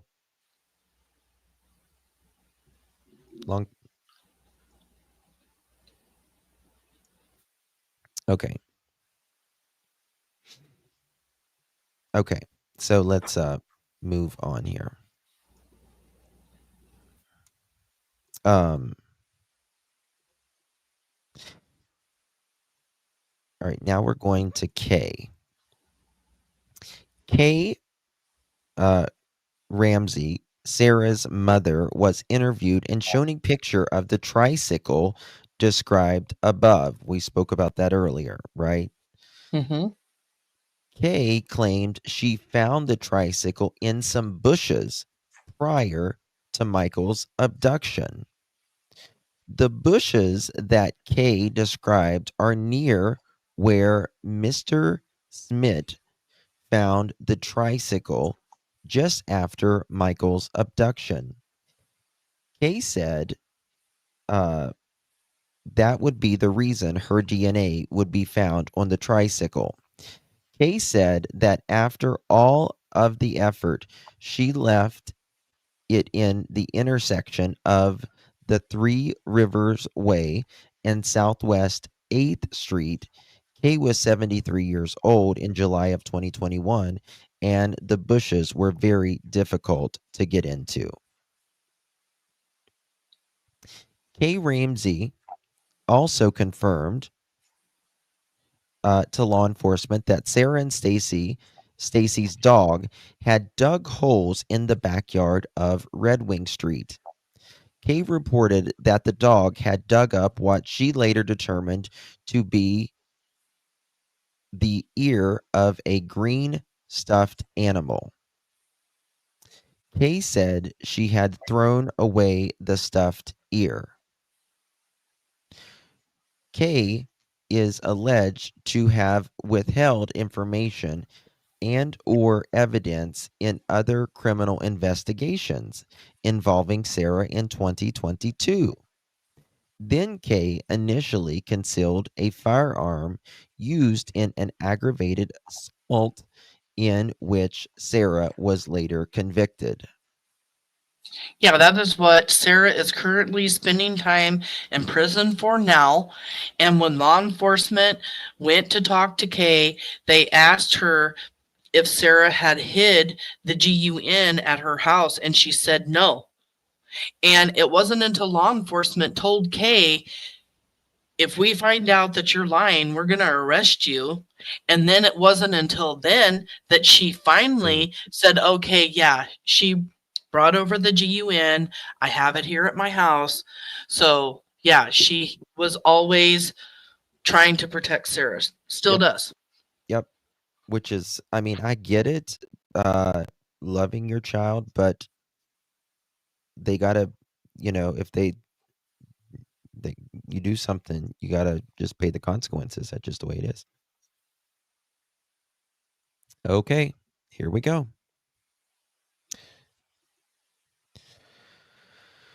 When law enforcement met with Sarah on October 12th, 2022, so over a year after Michael's abduction, Sarah said God told her he was going to help her find the boy. During the interview, at the first mention of Michael, Sarah became emotional and broke down crying in front of the detective. Sarah wrote a, quote, testimony, end quote, and said that if law enforcement, okay, next to the next one. It should said, read it. They would locate Michael. Yep, I got it. Okay, there we go. Cool. Deep breath, everyone. Deep breath.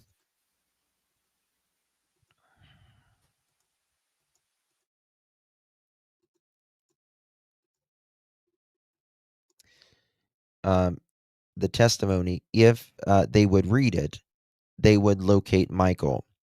Sarah suggested God had forgiven Hitler for his sins, that God had redeemed Sarah for her sins. Christy Kutch told detectives prior to Sarah's arrest in April of 2022, she made a statement about Stacey being involved in the abduction of a 5-year-old boy. Who's Christy? I don't know. Okay, I don't either. Christy said she made personal notes of their conversation. In June of 2022, it might be her sister. I don't know. It wouldn't be her sister, no. In June of 2022, there was a recorded jail phone call between Sarah and Christy where Sarah advised Stacey had been arrested. Christy asked if he had been charged with kidnapping of a 5-year-old boy. Sarah recanted her prior statements, claiming that I guess, is that Christy?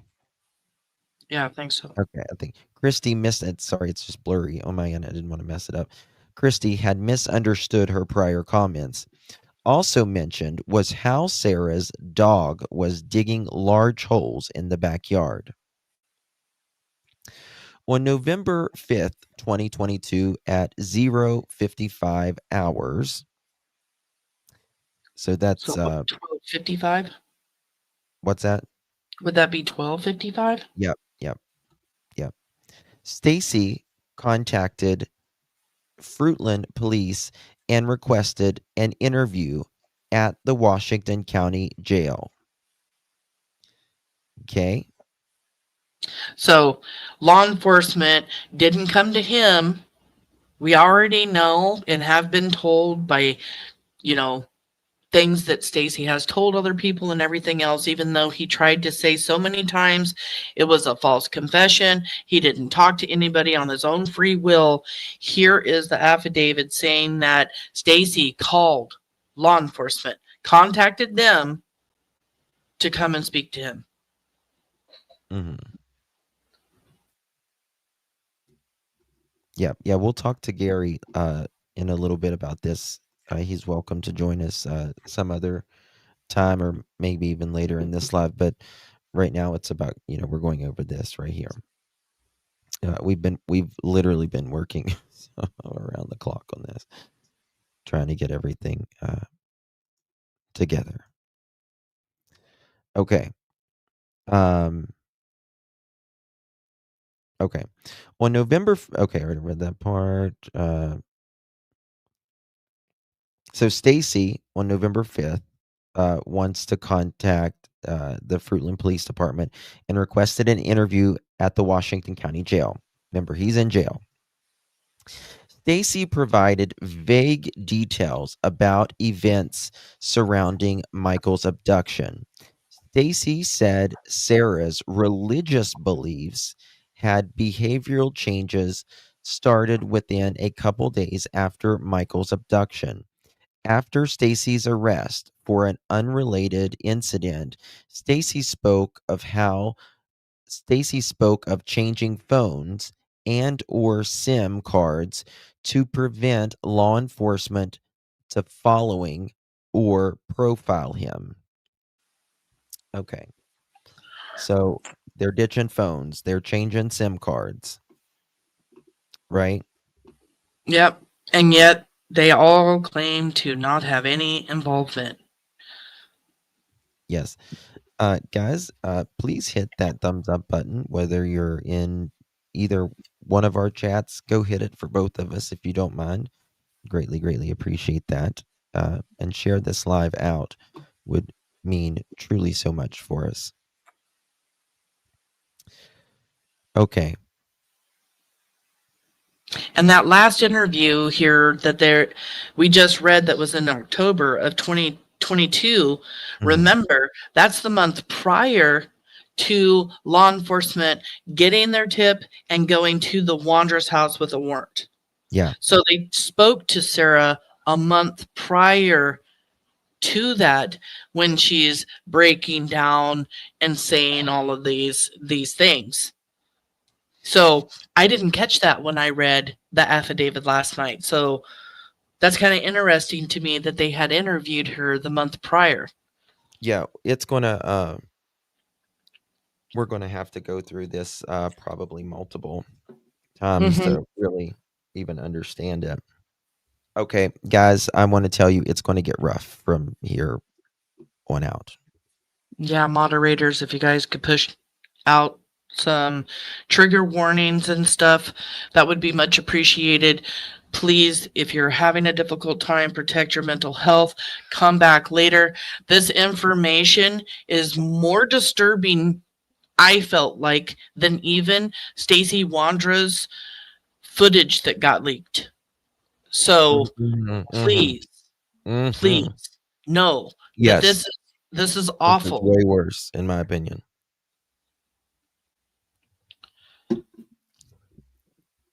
Here we go. Okay.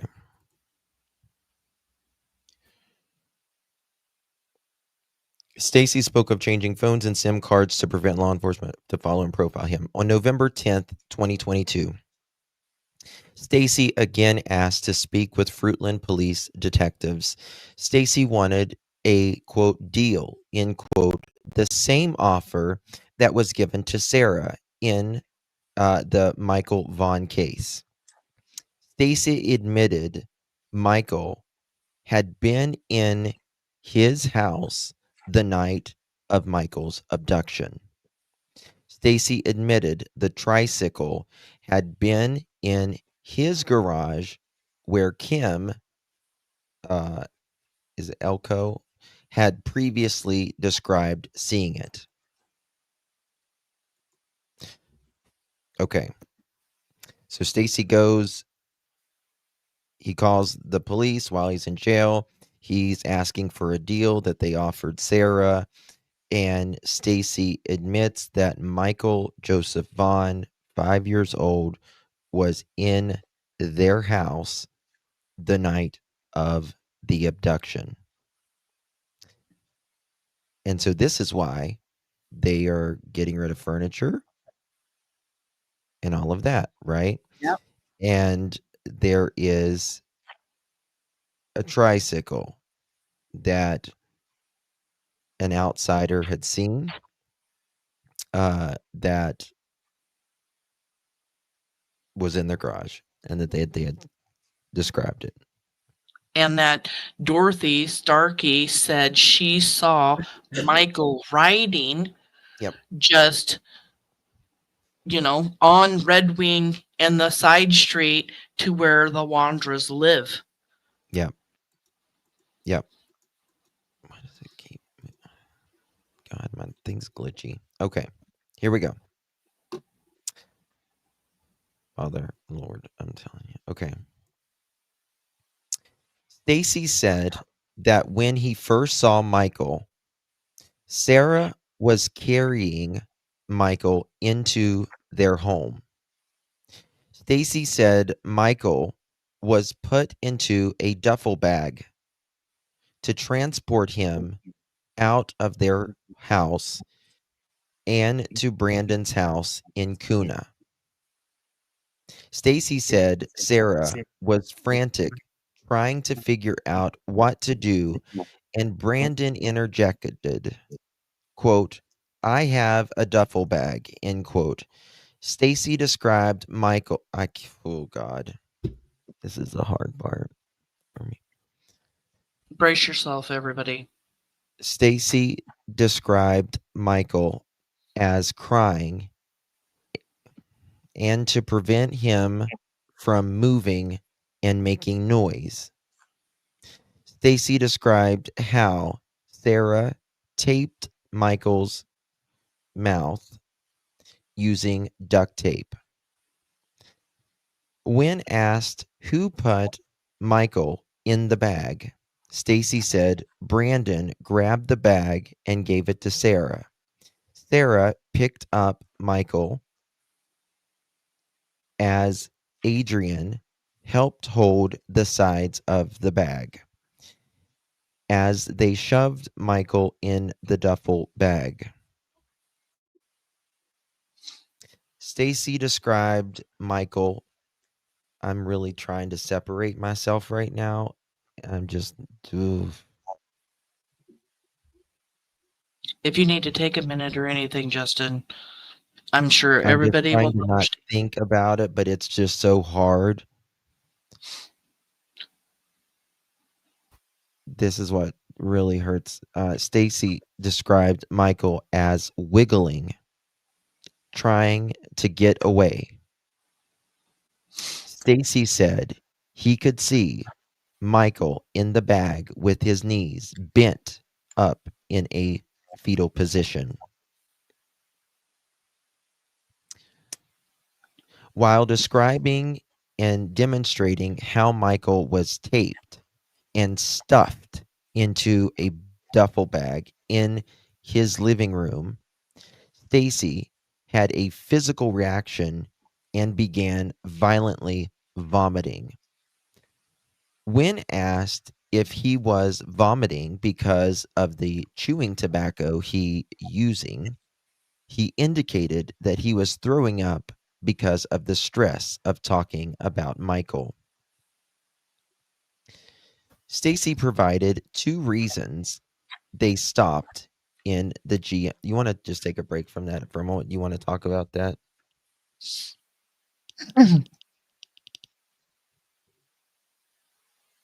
This is the hardest part, isn't it? It's really bad. Because we're so close to the family and you hear these details just being written in an affidavit, and it's It's a hard not to human picture exactly what has happened. Yeah. But Michael was abducted and Michael was taken back to their house, the Wondra's house, where all 4 suspects participated and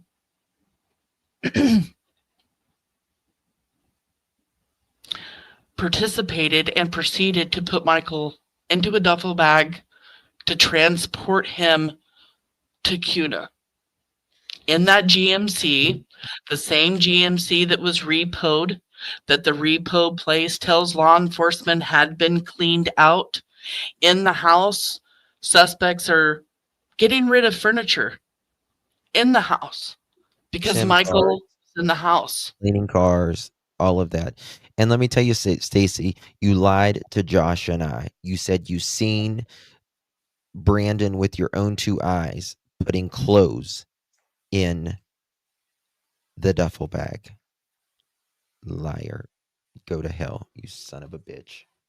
They all lied to They lied like filthy rugs. They are demons. How the mortal does someone take someone, a human being, a baby that is not theirs, bring them into their home? Most people, I believe, are good or decent. The thing about if they see a child in distress and they're alone, most people run them to safety. Thank God. Thank God. But there are people out there that sees children at vulnerable moments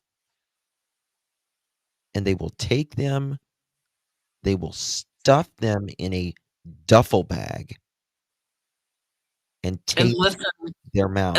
to him make crying noises and struggling. I can't think about it. I didn't sleep at all. Fuck. And to thank you guys that Brandy and Tyler hear this information being put on YouTube last night Yeah, we didn't and even are have listening to these details. Just like Brandy listened to the leaked footage and had known about it for a year before she had even talked to Stacey Wondra up on my panel. But now she's even hearing even more detail she shouldn't even be hearing. Nobody should put that kind of information out ever unless you have permission from the parents. even though it was public access, I will say it was public access. Anybody could have got a hold of this affidavit and talked about it prior, but who would? Who would do that before reaching out to the parents, warning them that this is going to have such sensitive information about their son?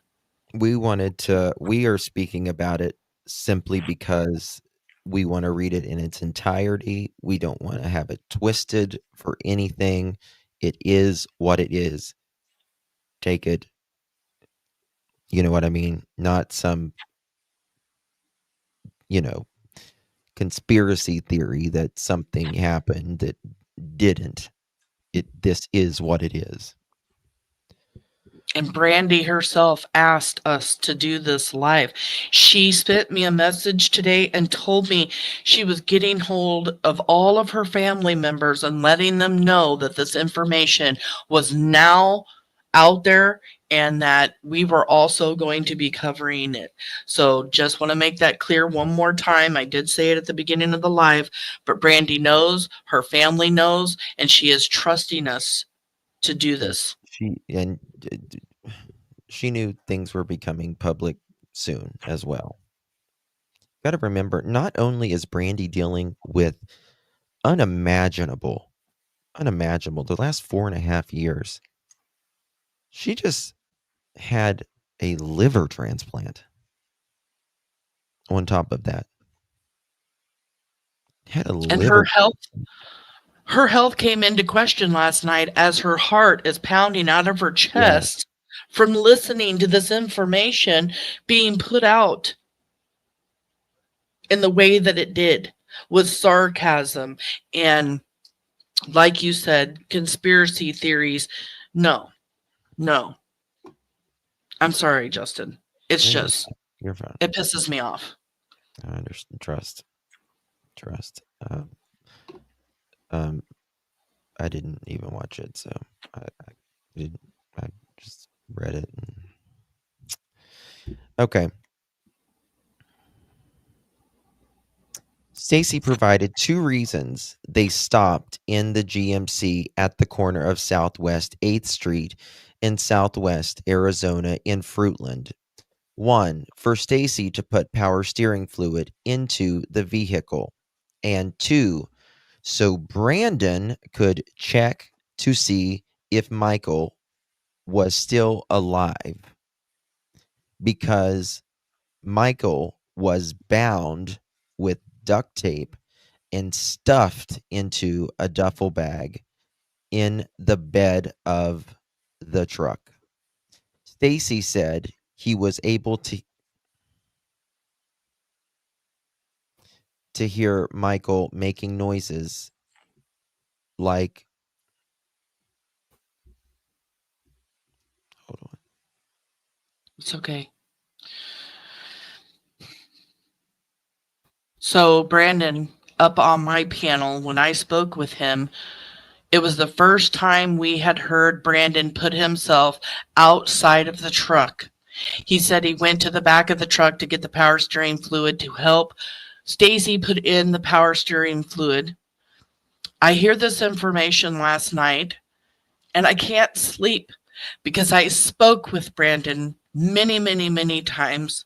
And as he's telling me that he checked the back to get the power steering fluid, he was in all actuality checking to see if Michael was alive, if Michael was okay.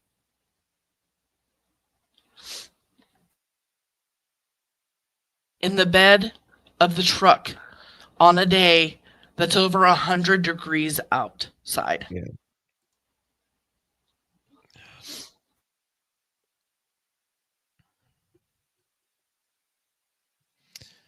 This one's the hardest part for me. This is probably the hardest sentence for me.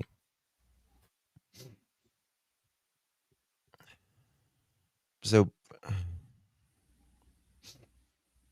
where are you at, Justin? Do you want me to read it? Stacey said she was able to hear Michael making noise like a dull scream, quote, dull scream, end quote. Stacey said they were worried about being seen because they saw a car parked off the south of Arizona.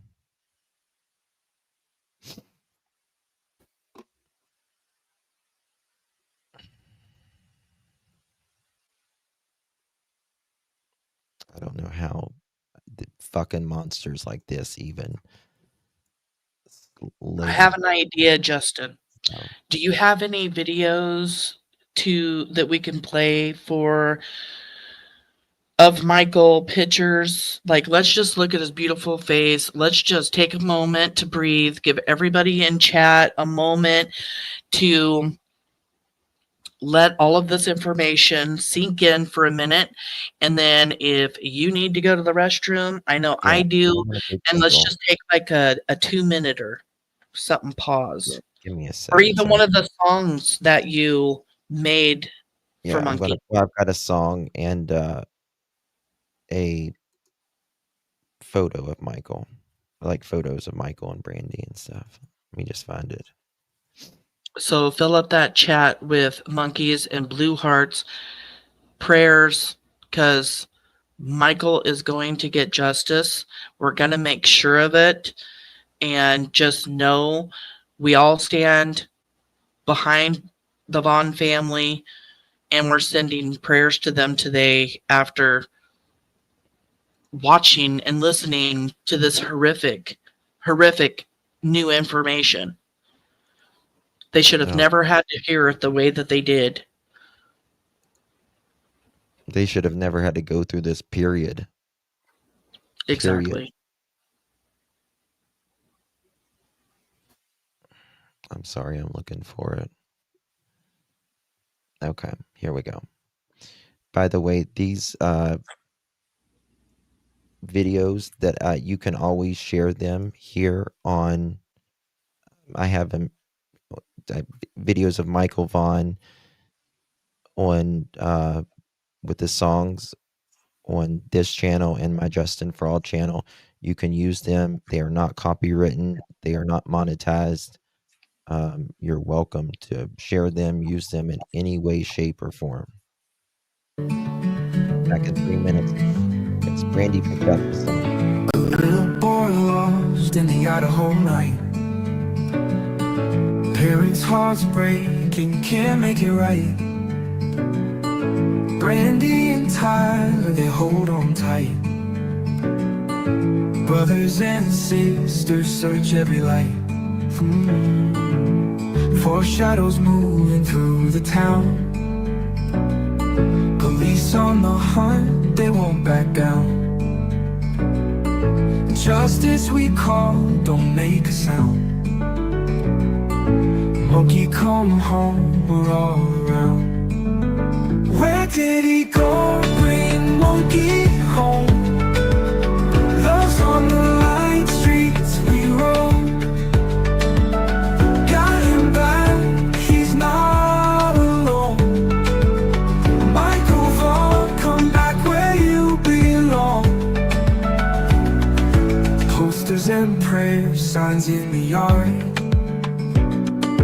Every second's another scar. Neighbors and strangers looking far. Faith in the distance like a star. The wind whispers his name in the trees, echoing down on bended knees. Hold on tight to memories. Someday soon he'll be set free. Where did he go? Bring Monkey home. Love's on the line streets we roam. Got him back, he's not alone. Michael Vaughan, come back where you belong.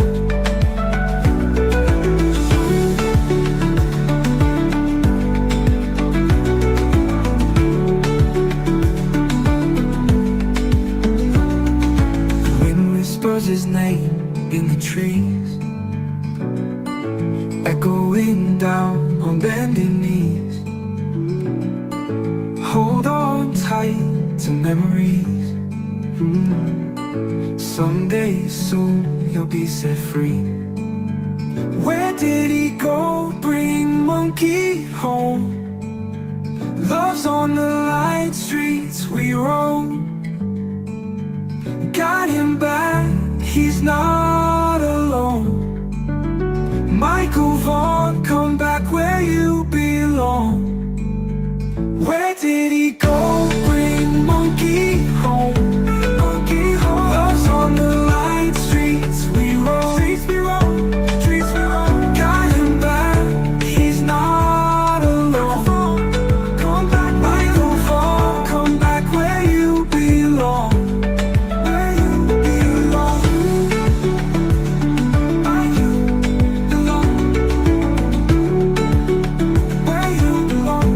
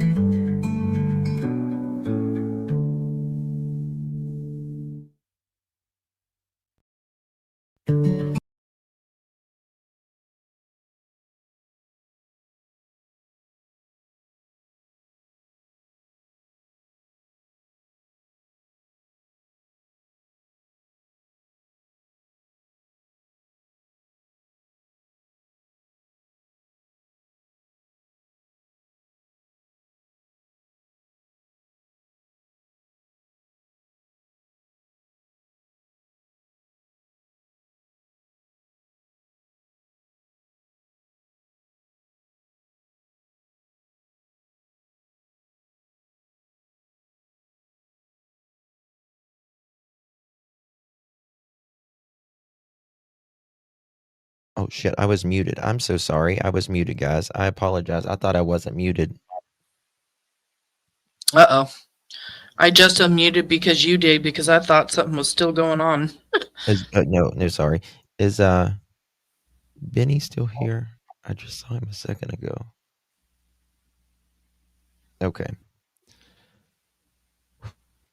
Okay. Let's get back to it.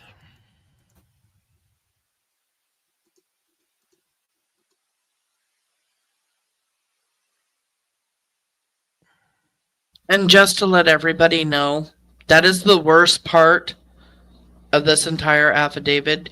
There is still going to be a lot of trigger warnings from other things that are said, but that is part of the worst part. It's definitely not all.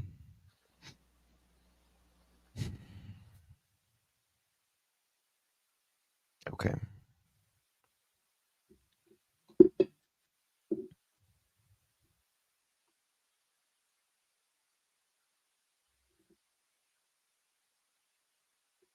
Yeah, guys, don't name any other creators, okay? Just please, mods, if you see any other people in chat naming creators, immediately delete. Immediately. If you don't mind. Okay. Stacey said that they drove. Is Benny Keys, are you still in here? Stacey said they drove straight to Brandon's mother's house in Kuna, Idaho, where Brandon grabbed both bags. The duffel bag containing Michael and a backpack, and went into the house by himself. Stacey said that once they arrived in Kuna, Michael was not making any more noises, and none of them had checked on Michael to verify he was still alive.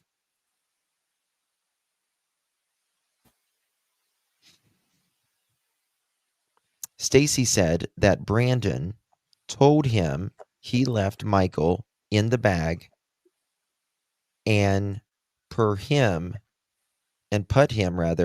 in the spare room inside his mother's house.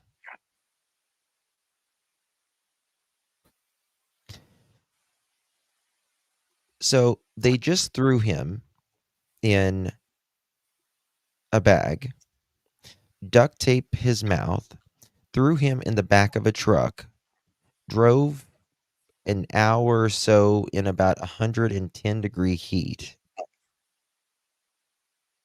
and carry his little body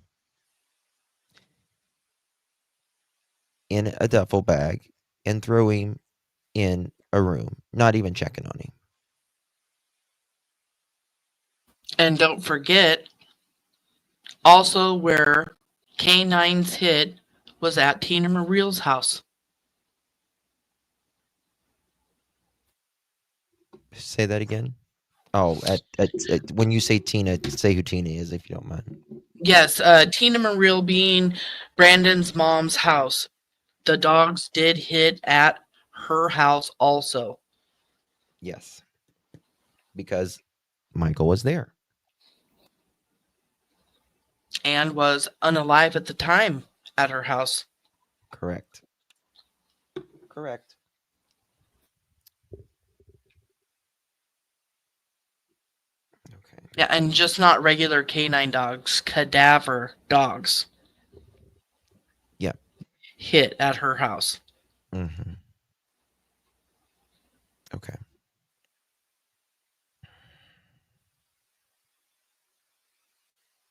I mean, and let's talk about cadaver dogs for a minute too, because everybody talks about the cadaver dogs. Cadaver dogs are trained to hit on decomposed Remains. And they aren't trained to hit on anything else. And multiple cadaver dogs were used in this instance, not just at the Wandra's house, but also at Tina Mariel's house, and multiple cadaver dogs hit on remains. Mm-hmm.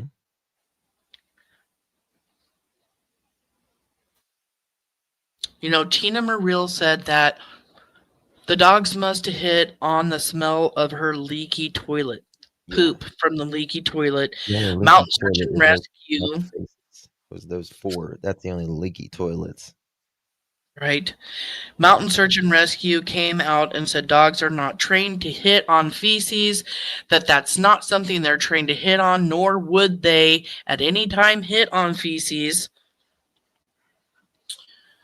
Tina Mariel wanted to deflect from the truth because she coddles her son.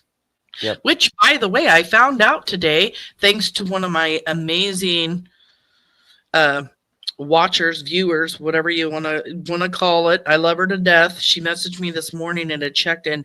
Brandon was moved to Canyon County to now spend the rest of his sentence out. Good.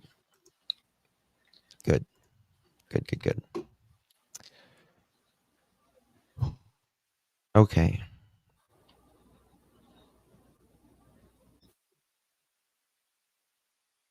Let me see here. So they threw him in the spare room of his mother's house.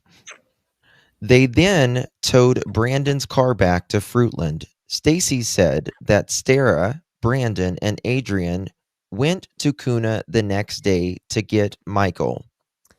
The three of them brought Michael's body back to the house in Fruitland, and there's some other words redacted there that I don't know.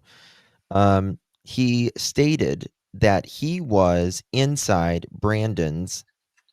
He said that he was inside. Brandon was, quote, on guard, end quote, and Sarah and Adrien dug a hole together. What I found very interesting at this is that for Adrien claiming to not have anything to do with what's going on and only being set up, he sure is playing a large part in what happened to Michael. He goes back with Sarah and Brandon to get Michael the next day. Well, certainly, if Adrien is still out of jail, right now, and he's got a phone access. He's watching right now. Oh yeah. For sure. So yeah, Rhodes and Kuna are bad. He was not safe in the back. Oh God, no. God, no. I mean, it was like 110 degrees that day, anyways, wasn't it? Yeah, and I mean there could be a number of reasons. Thank You you. know, it could have been the heat. It could have been the duct tape.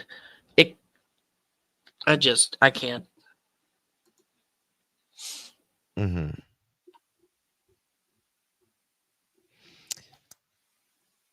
Okay. So they then towed Brandon's car back to Fruitland. Stacey said that Sarah, Brandon, and Adrian went to Kuna the next day to get Michael. The three of them brought Michael's body back to their house in Fruitland.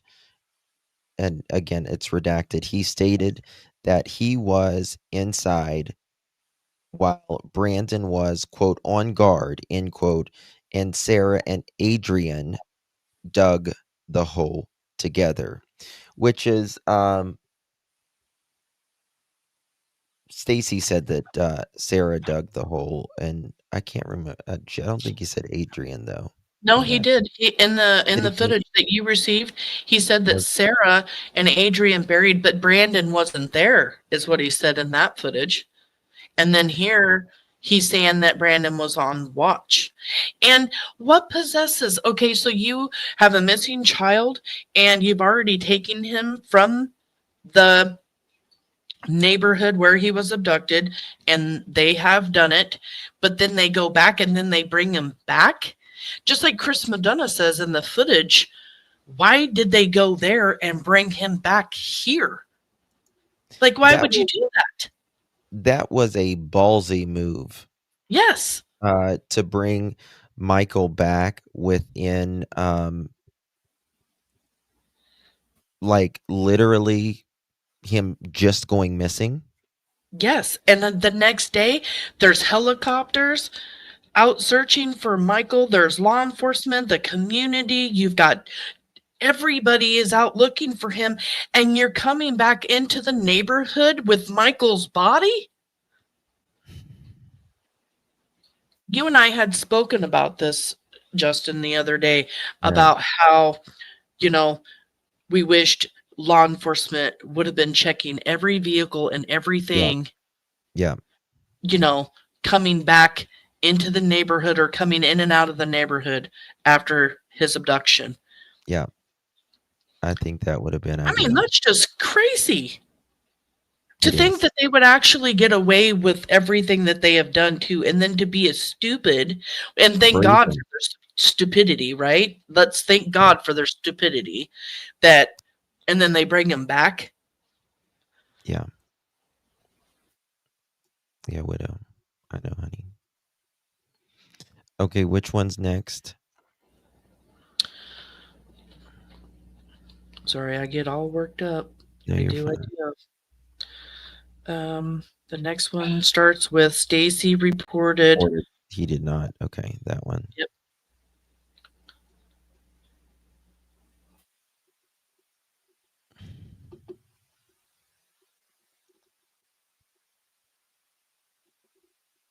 We're almost done, everybody.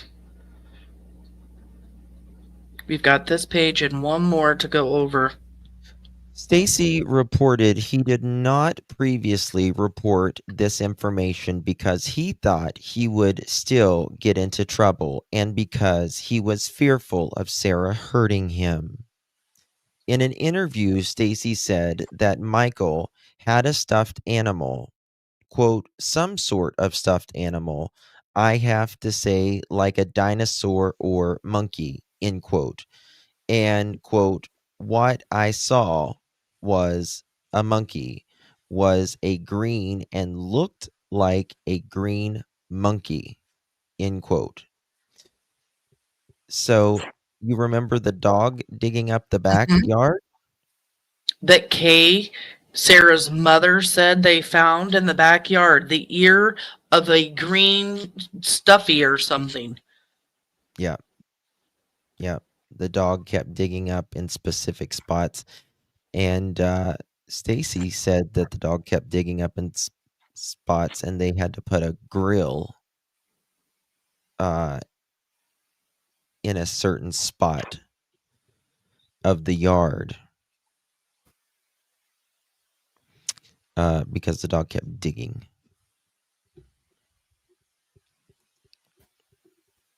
Okay.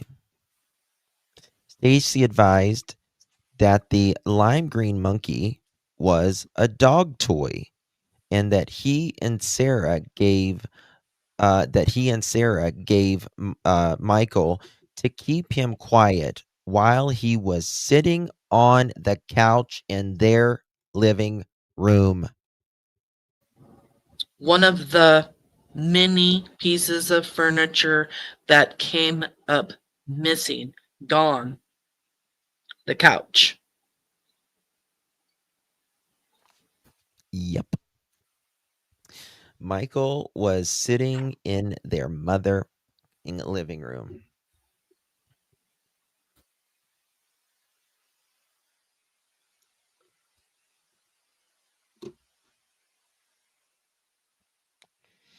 Not yet, Bub.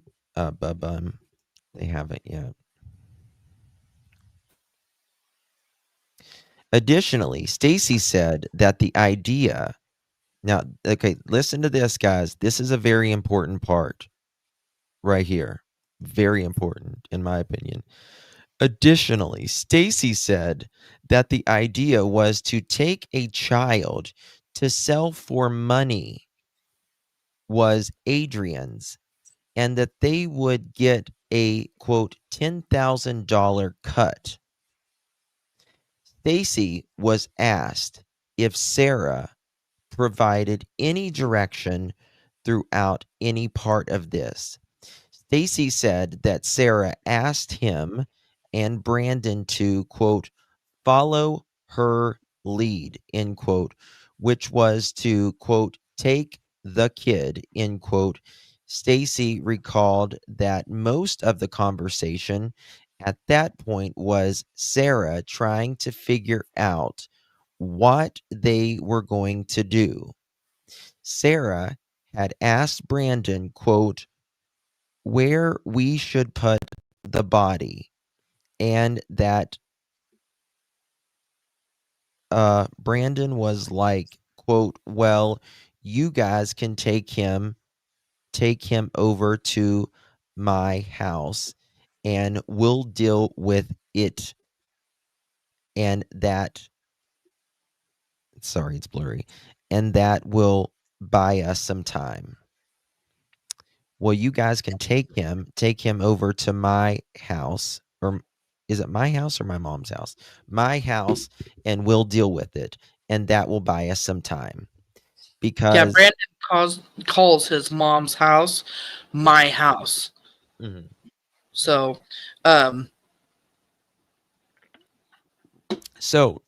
Stacey, or sorry, Sarah, and so they get Michael, they take him and put him in their home for a minute, sitting on the couch, right? And they're coming up with a plan because obviously they just kidnapped a child and police are going to be there real quick. So they got to move. right. And if their plan was to sell him and get money, then what the hell happened? I think they panicked. Oh, they panicked like a mother. They did. Yes. You know, taking a child from the neighborhood where you leave, and I think one of them brought that up, like, oh my God, you took a kid from our neighborhood? What the F are you doing? Do you know they're going to come knock on our door? They're going to come looking and searching around here. We can't have him here in the house. Right. Panic sets in. I think they thought, they had to do something even like if they let him go, that he would tell, right? I think Mhm. that's something that went through their mind. Oh, if we let him go, he'll tell. I've Unfortunately. actually even wondered myself if they didn't pull over to 8th and Arizona to let him go, but had already heard people looking for him. That's my own theory, you guys. I'm just Yep, wondering if that's I what they agree. were, could have been doing. Yep. Yep. Okay.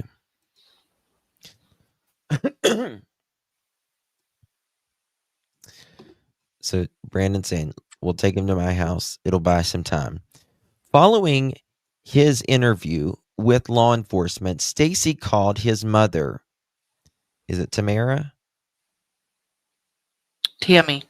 Tammy. Okay, it's blurry as hell. From the Washington County Jail on a video visit. Let me see if I can see it better over here. 1 second. Yeah. Her real name's Tamra, but she's called Tammy. Okay. Bear with me, guys. I apologize. Okay. Following with his interview with law enforcement, Stacey called his mother, we'll just say Tammy, from the Washington County Jail on a video visit. Tamara asked Stacey if Michael was alive. Stacey shook his head no and said, quote, Sarah accidentally killed him, end quote. Tammy asked how. Stacey said suffocation and went on to say, quote, they buried him in a duffel bag, end quote. And that was one of my questions always for Brandon. Brandon, where's that fucking duffel bag that you supposedly was doing your clothes with? That they both, him and Stacy, had said, without being asked or coerced to even say it, said, well, not big enough for you to be able to, to put a body or a kid in or anything. I mean, Yep, that's they their said that on my words, not channel. mine. Just so cold-hearted Yeah, to well, even... I told him, I said, sorry, it's snowing bad here, so there's all kinds of ambulances and stuff. But I told him, I said, Stacey, do you know, a lot of people don't know this, but I've seen, a lot of remains. I've worked at funeral homes and stuff, and I said, you would be surprised what you can put in a duffel bag, Stacey. Yeah. And I was like, how big is it? And he's like, he showed me the dimensions, and I was like, oh yeah, yeah. Absolutely, Stacey, you're dumb as hell. Yeah, and when he Okay. did his interview with Dolly Vision, he told Dolly Vision, not big enough to put a kid's body in or anything. Yeah, I think he said that on mine as well. Mm-hmm. Okay. They buried him in the duffel bag. After his interview and phone call to his mother, Stacey wrote an apology letter to Michael's parents and then attempted to, trigger warning, which unalive himself. He tried to unalive himself. I can't say how on here, but he tried to do it in the jail. We'll just say that. But he was rescued by the Washington County Jail staff. It should be noted that during some of Stacey's incarceration in the Washington County Jail prior to his confession and directions of where to find Michael's body, Sarah was out of custody and living back at the house on Red Wing Street as evidence by her being there when law enforcement arrived to execute the search warrant.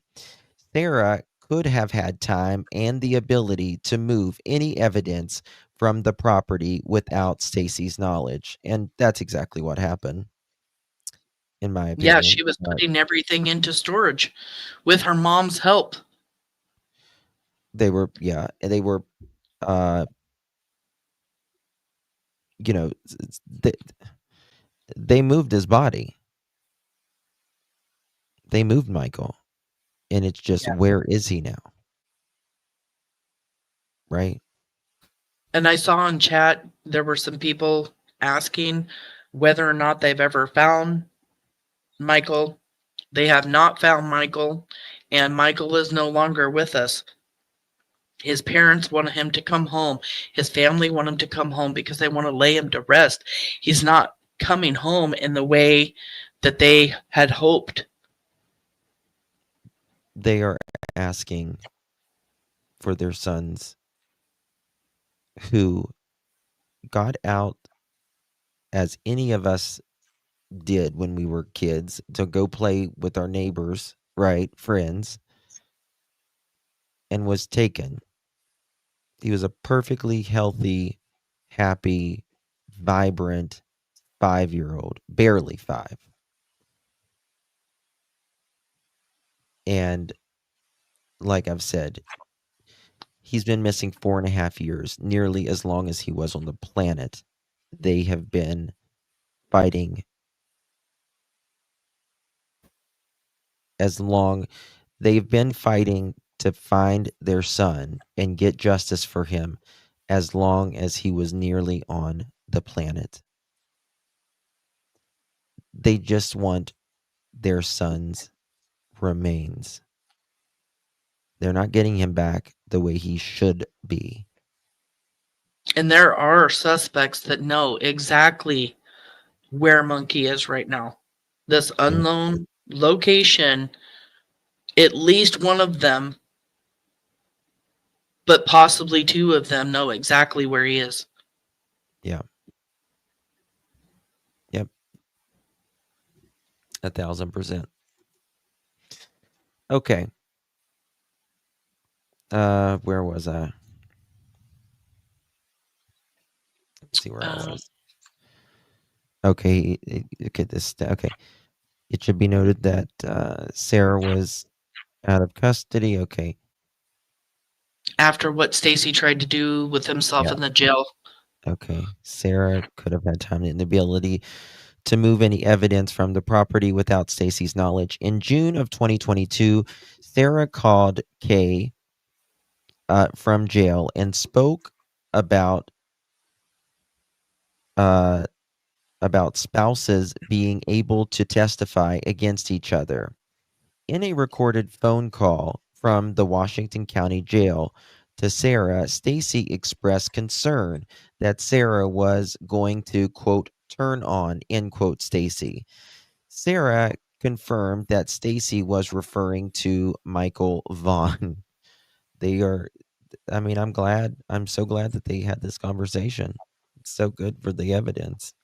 Yeah, and now we know that their divorce is going to go through by default because Sarah didn't even want to sign the divorce that Stacey had filed, and he had to file a motion to have the divorce declared by default, which means they're going to be able to testify against each other, and they're going to be able to throw each other under the bus just like they've been doing to each other since the very beginning of all this. So excited for that. Okay.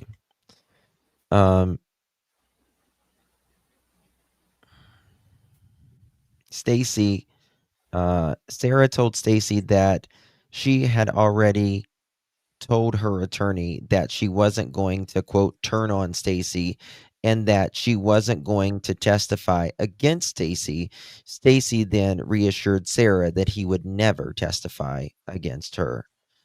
As a search warrant was executed on Redacted on November 12th, 2022, Stacey described the exact location as to where to find Michael's buried in the backyard of the residence. He instructed detectives through the video chat. Sarah Wondra, who was located in the residence at the time, was detained as officers read to her the search warrant. Sarah made several strange statements. Quote, wow, that is a lot. I definitely did not kill that boy, end quote. Quote, the Most High God told me who did. Quote, oh, wow, the Most High God told me that Stacey was the one who killed him and buried him in the back of Carson's house, end quote. So she said she wasn't going to turn on him. Well, that didn't last very long. Quote, Yeah. she also said the Most High God told her Stacey is the one who killed him and buried him, end quote. Quote, the Most High God just told me that Stacey was the one who did it. Quote, he wants me to make sure you understand that I had nothing to do with it. Quote, he said that Stacey buried him in the backyard by the shed. Quote, it wasn't actually Stacey who harmed the boy, as officers started to search.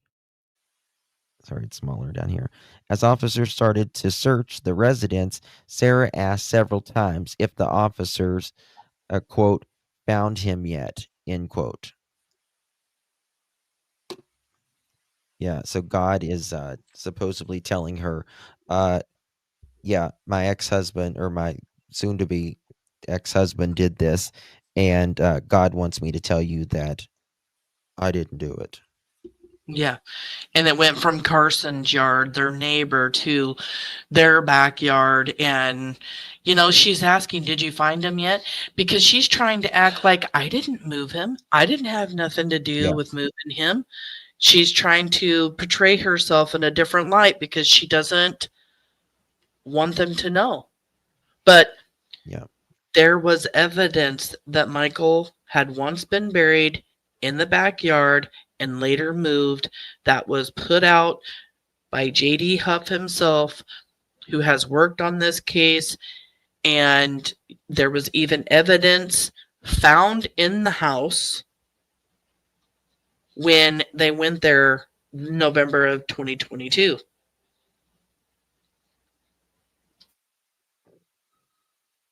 That was all mentioned during the press conference when J.D. Huff announced who the 4 suspects were in Michael Vaughan's abduction: Stacey Wondra, Sarah Wondra, Adrian Lucienne, and Brandon Shurtliff. And those 4 suspects were updated January of 2025 as still being the suspects in Michael Vaughan's abduction. And now, October 30th, 2025, Stacey Wondra got out of prison in Arizona to then be arrested on first-degree murder charges, second-degree kidnapping, and destruction of evidence, all in Michael's case. And it's just going to keep going. It's going to be a domino effect, and each one of them are going to slowly fall one right after another. In my opinion. So the next one is Idaho State Police, right? I believe so. Let me look. Yes. And this would be the last page. Yeah, and this gives a summary at the end, by the way, which is good. Idaho State Police and the Ada County Sheriff's Office assisted with the execution of the search warrant and the Wanderer's residence, along with the 5 separate certified cadaver canines prior to officers digging in the backyard of the Wanderer's residence. Cadavers canines were deployed and alerted in the backyard of redacted and just meaning they're Sarah and Stacey's, in my opinion. But a total of 5 certified cadaver canines were deployed, and all 5 alerted inside the Wanderer's backyard. in the approximate area of where Stacey claimed he witnessed Sarah and Adrien bury Michael. Neither Michael nor any human remains were located during the execution of this search warrant. Prior to excavating the backyard, law enforcement noted that there were several areas in the yard that appeared to have been filled in with dirt and resodded. Kay and Ed Ramsey reported that they had filled in areas of the yard where Sarah and Stacey's dog had dug holes. I think, in my opinion, Mom was helping out. I'm telling you, man, she's got a huge part in this. You see the parents playing roles here. I mean, her fingerprints were on the tricycle that got put into the bushes, and now this. Bingo. She's already lied about. She's lied before in other times. Sarah has gotten in trouble. Yeah, hid a GUN. Yeah, hid a GUN for Sarah at her house, a GUN that she used to point at the head of somebody else. That's what she's currently in prison for. Her mom helped her do that until she thought she was going to get arrested, and then she threw Sarah right under the bus. Yep, exactly. And here they are filling up holes in the backyard. And if you guys if you guys missed it, 5 cadaver dogs hid in the Wanderer's backyard. Not 1, 2, 3, 4, but 5. So in my opinion, this is just my opinion, I believe when they say others may have knowledge about Michael's disappearance, in my opinion, one would be Sarah's mother. And in my opinion, the Carsons next door, is another. I believe, have some kind of knowledge. Yep, I agree. Okay. And sorry to interrupt you, but their parents, or Sarah's parents, just live on the street right behind them, like 4 or 5 houses down too. They're renting a house from Sarah's parents, or living. I don't even know if they were renting it or not, but living in a house, and they live right around the corner. Yep, they're fucking terrible.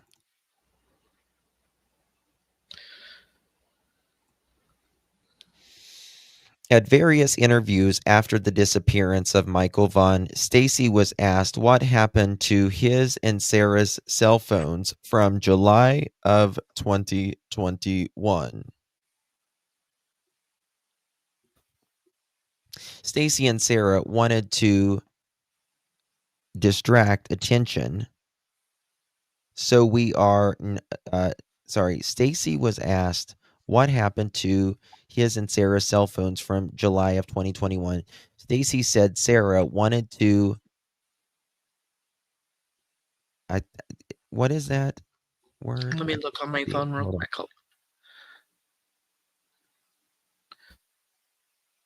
Wanted to distract attention. Distract attention so that we are not on the radar, and that was the reason they sold the phones.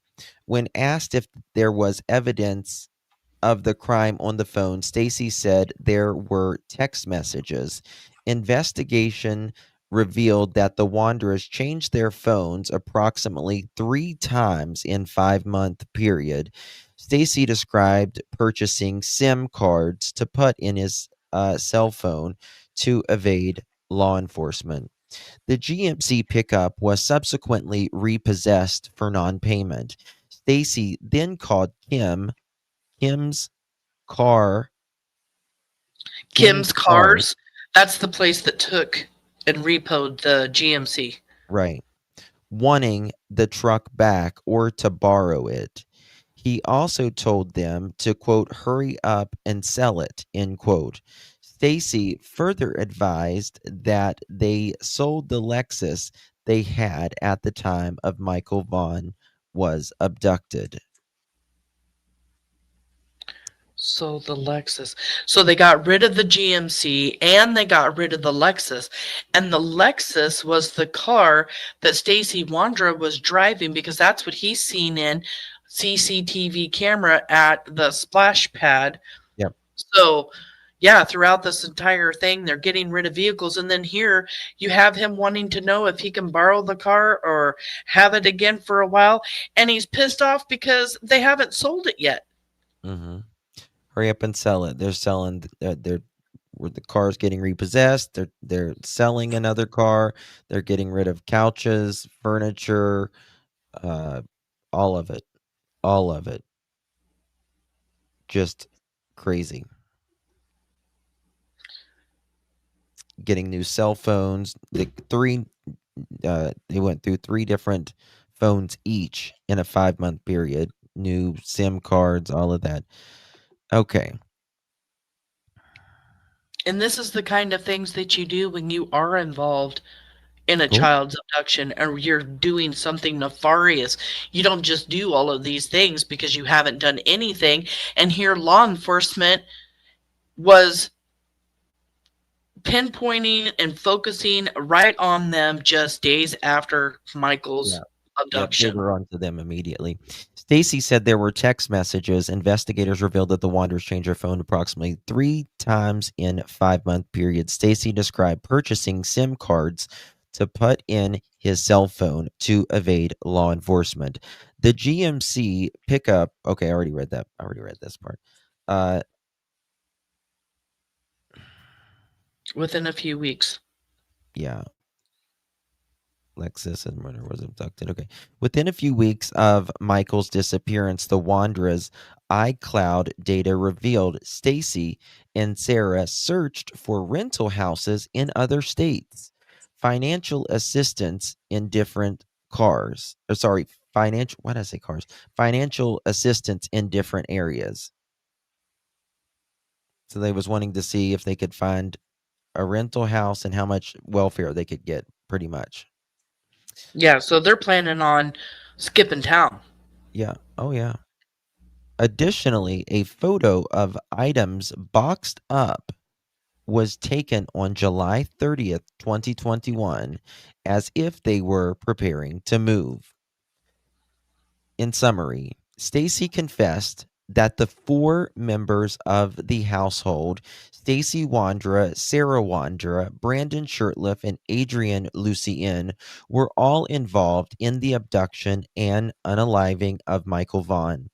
Their home in the neighborhood adjacent to the home where Michael lived and was last seen, the neighbor Dorothy Starkey saw Michael riding a tricycle near the Wanderer's home at the time that he went missing. The same tricycle that was seen in Wandra's garage prior to the abduction. The tricycle was discarded outside of the neighborhood of off a bluff after Michael went missing. Kay Ramsey, Sarah Wandra's mother, claimed to have found it and moved it into the entrance of a neighborhood, which is refuted by the fact that another neighbor, unrelated to the case, claimed to have found it and placed it there. Kay's story also does not account for the fact that the tricycle was in the house before being discarded and before Michael went missing. Live scent track dogs were deployed, and the only house that they showed interest in was the Wanderer's house. The same dog showed interest in the area where Michael went missing from and the area where the tricycle was discarded.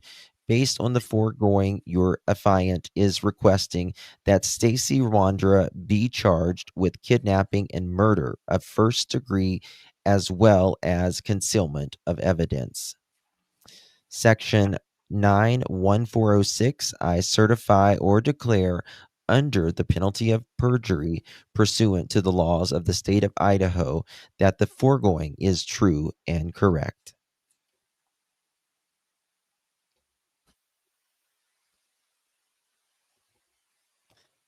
What's Damn. up? Mm-hmm. Yeah. It's just absolutely heartbreaking that nobody wins in this situation. You know what I mean? Like, it's just so, for what? Yeah, For for what? what? They thought they were going to get money? Money they didn't even get because they panicked. And I'm just going to say, like, I don't even know what to think about all that anyway. Because here, these are all Stacey Wondra's accounts of what happened. And he's such a liar. What in all of this information is true? What's not true? You know what I mean? Well, I mean, I think a lot of it they have on camera and stuff. And Well, yes, all of that, but I'm just saying, like, Stacey's statements themselves, because even in the footage that you got sent by accident, he says that Brandon Shurtliff was the one that duct taped Michael, but in this, he's saying Sarah duct taped Michael. But the fact remains that Stacey Wondra is obviously involved and has knowledge of it because he's saying that he did himself. they all do. They all do. Yeah. I mean, one is just as guilty as the other. It doesn't matter in this case. That one is just as guilty as the other. You know what I Yeah, mean? to all be there in the house and watch what happened. I mean, someone, you know, let's say, you know, Stacey, she's bringing Michael in. The other people should have been like, "What the fuck?" Mm-hmm. Like, That's when take you them pick up back your phone. outside, or I'm calling the cops on you, dude. You know what I mean, lady? Whatever. Exactly. If you see her doing that, then yeah, that's your moment. That's your chance to walk out that front door, call the police. My roommate just walked in with a kid on her hip or with a child. I don't know what she's thinking, but I think she's thinking about kidnapping or has already kidnapped or is talking about selling or whatever the circumstance was. They had the opportunity to make their own decisions. They're all grown ass adults. Yep. Yep. Exactly. Exactly.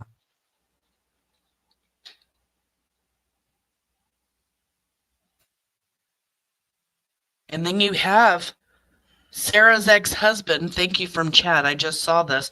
Sarah's ex-husband even saying on Josh's panel from the lab that Sarah has obsessed and thought about and fantasized about kidnapping people when they were together. It's one of the reasons why he left her, because she was terrifying him with this fantasy of wanting to kidnap.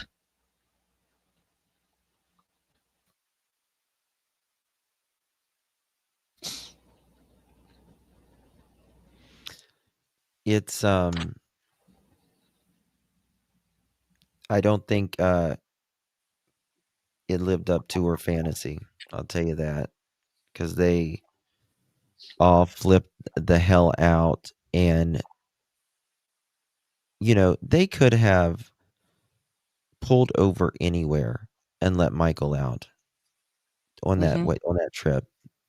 You know what I mean? And just to put him in the back of a fucking truck. And it was how hard was it that day, Sam? I'm not sure of the exact heat, but I want to say it was close to 110. Callie Dimes here. Callie, do you know how hot it was that day? This It was is hot. Brandy's sister. Can we look it up? I can look it Brandy up. told me it was hot. She told me it was really hot. Let's see. in Fruitland Idaho, With like the heat index, it was really hot. It's July I 26th. just I don't know, guys. God, just please keep Brandy and Tyler and the Vaughan family and the Fruitland police and the prosecutors and the community and everyone in your prayers with this. Brandy's health. Well, AI wants to tell me it was only 93 degrees, but I know it was over 100, so that's wrong. Well, yeah, I mean, it'll say here it's 93 degrees, but you go outside and your car says way different, or the outside temperature says way different, you know. And then there's what it feels like as well. Well, Brandy was out putting flyers and stuff out for Michael getting sunburned for days and days after he was abducted. Yeah. Oh, she didn't stop. Yeah. I just can't even imagine what they're going through today after hearing all of this information. They were supposed to hear this kind of information sitting in a courtroom, Yeah. you know. Yeah. We didn't want to bring it here, but we also didn't want it to be twisted. More importantly, it didn't see Taylor in a bag back of sunlight. The affidavit says that the parents have nothing to do with Michael's abduction, disappearance, any of that. They've done nothing. Yes. So now we have that in writing that law enforcement does not believe that they have had anything to do with it, which I never believed that ever. You are a freaking idiot if you think anyone else has anything to do with this other than the 4 named suspects. Exactly. Especially after you're not worth it. You're just not worth it to even use your fucking mind, people. I've just got little patience for the bullshit anymore, to be honest. Well, I mean, when you're sitting here and you're looking at all of the things that they were doing with their phones, cleaning cars, getting rid of furniture. Yeah. They're doing what criminals do. They're getting rid of what they think is evidence that's going to get them arrested and put in prison. Nobody goes to those lengths all at once. All at once. Nobody does that. They're trying so hard to spin their narrative. Why would anyone do that to him? Exactly. You know, this is the thing. You want whoever it is, period. Right? You should just want whoever it is done this. And sadly, they're, you know, a random non-familiar abduction is a very rare thing, right? Thankfully, it's a rare thing. It happens. But I'm trying to think, like, other than Michael Vaughan's case and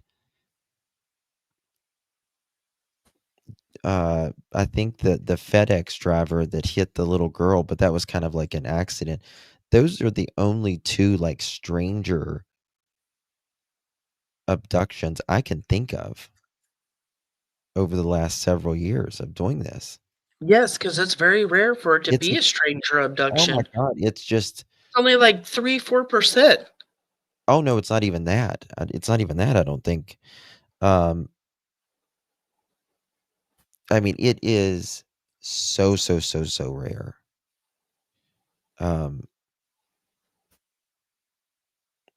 I think there's like maybe 10 a year if you're something like that. Is it 4%? I don't even think it was 4%, is it? Yeah, it's usually 96 to 97% of the time it is somebody that has known the child, is a family member of the child, Mhm. And it's very, very rare that it's ever a stranger abduction. I saw in chat somebody was asking if Brandon is in jail. Yes, he is in jail. He went from Kootenai County over to Canyon County. Yeah. He was transferred today. 3 out of 4 are in jails, but just 1 is currently in jail for Michael. But it's coming. They know it's coming. Yeah, I agree. Hair curlers, exactly. Oh, they're all going to get charged, in my opinion. I mean, look at this. This is, and again, this is the probable cause. This is the minimum amount of evidence that they share with, this is not all their evidence by far. Yeah, this isn't anything having to do with their lab results from all that dirt they tested. This doesn't have anything to do with the technology and exactly what they did find on the phones. There's so much more information that will be in the discovery later on, Absolutely. and when court takes off, and we'll start hearing more and more details of exactly what happened. Yeah. My main thing is too is, who are these people? Who are these people? Who are they going to sell Michael to? Who are they? Right. Right. And how did, my question is, how did these people meet? You know what I mean? Like, Yeah, and I mean, we've heard Stacey say that Adrien was into S trafficking. He said it quite a few times. yes. And Adrien had even thrown some people under the bus trying to accuse them of Michael's abduction and unaliving. And those people are connected to S trafficking. And these are just people that I've gone over before in some of my lives and stuff. But I'm just sitting back like, there's no information in this affidavit about who they were going to give Michael to sell him to, or is this another one of Stacey Wondra's lies? Yeah. We'll find out. And that's the thing. We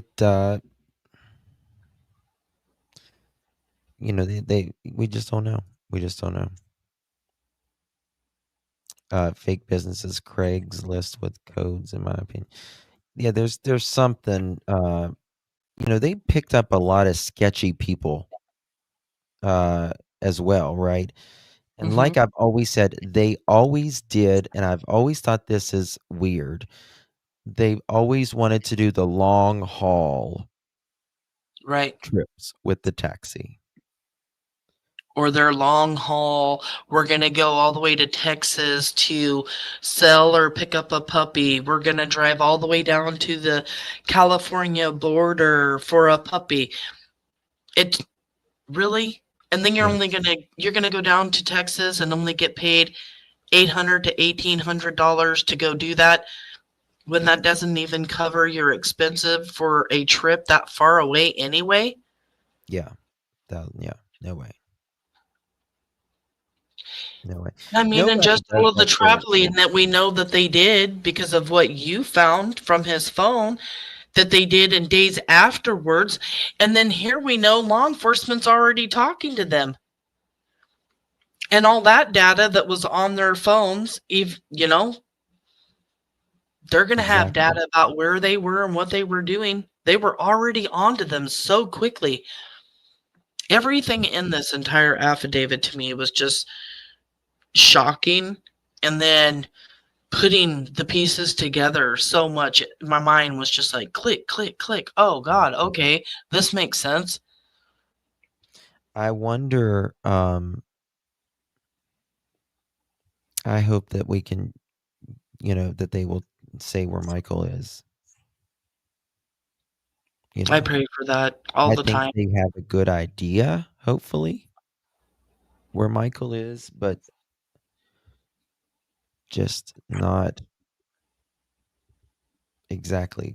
You know what I mean? Yeah. Okay. Do you want to say anything else?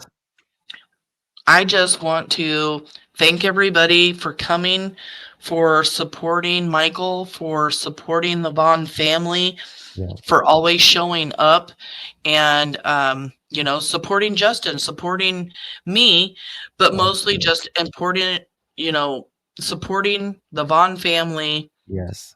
And just always being here. We're all a part of Monkey's Army. We're never going to give up. We're never going to stop fighting for justice for Monkey. Brandy, Tyler, Papa, Blue, if you guys are listening, I love you. And I'm sorry that you guys had to hear this information the way that you did. And we're ready to fight with you. So anything you need from us, let us know. You know how to contact us and get a hold of us.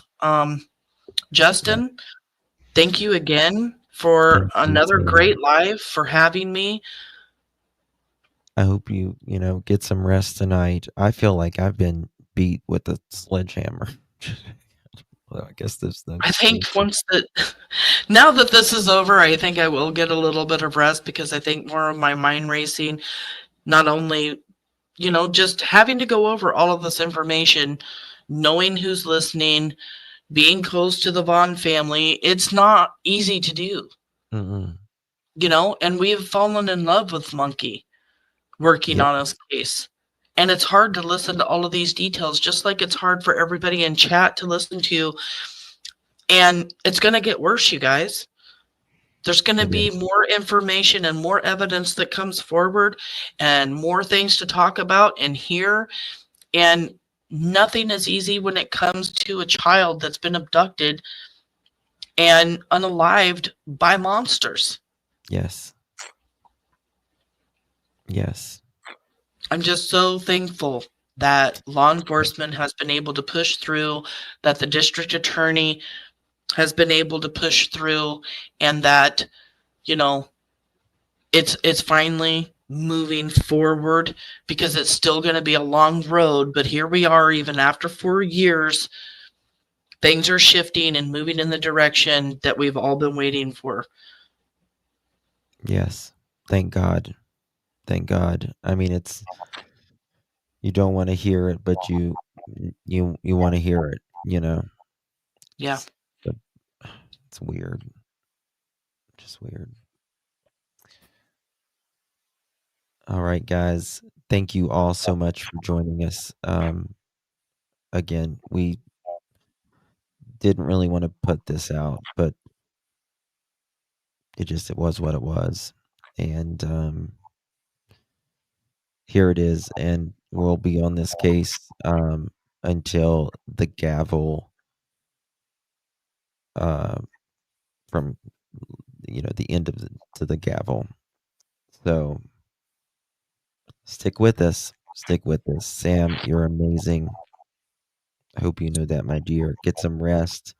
Thank you all, whether you're on Sam's channel, my channel, moving back and forth in between, just first watching us. Appreciate you all so much. And we will see you guys on the next one. God bless each and every one of you. God bless the Vaughan family. Justice for Michael Vaughan, affectionately known as Monkey. Love you guys.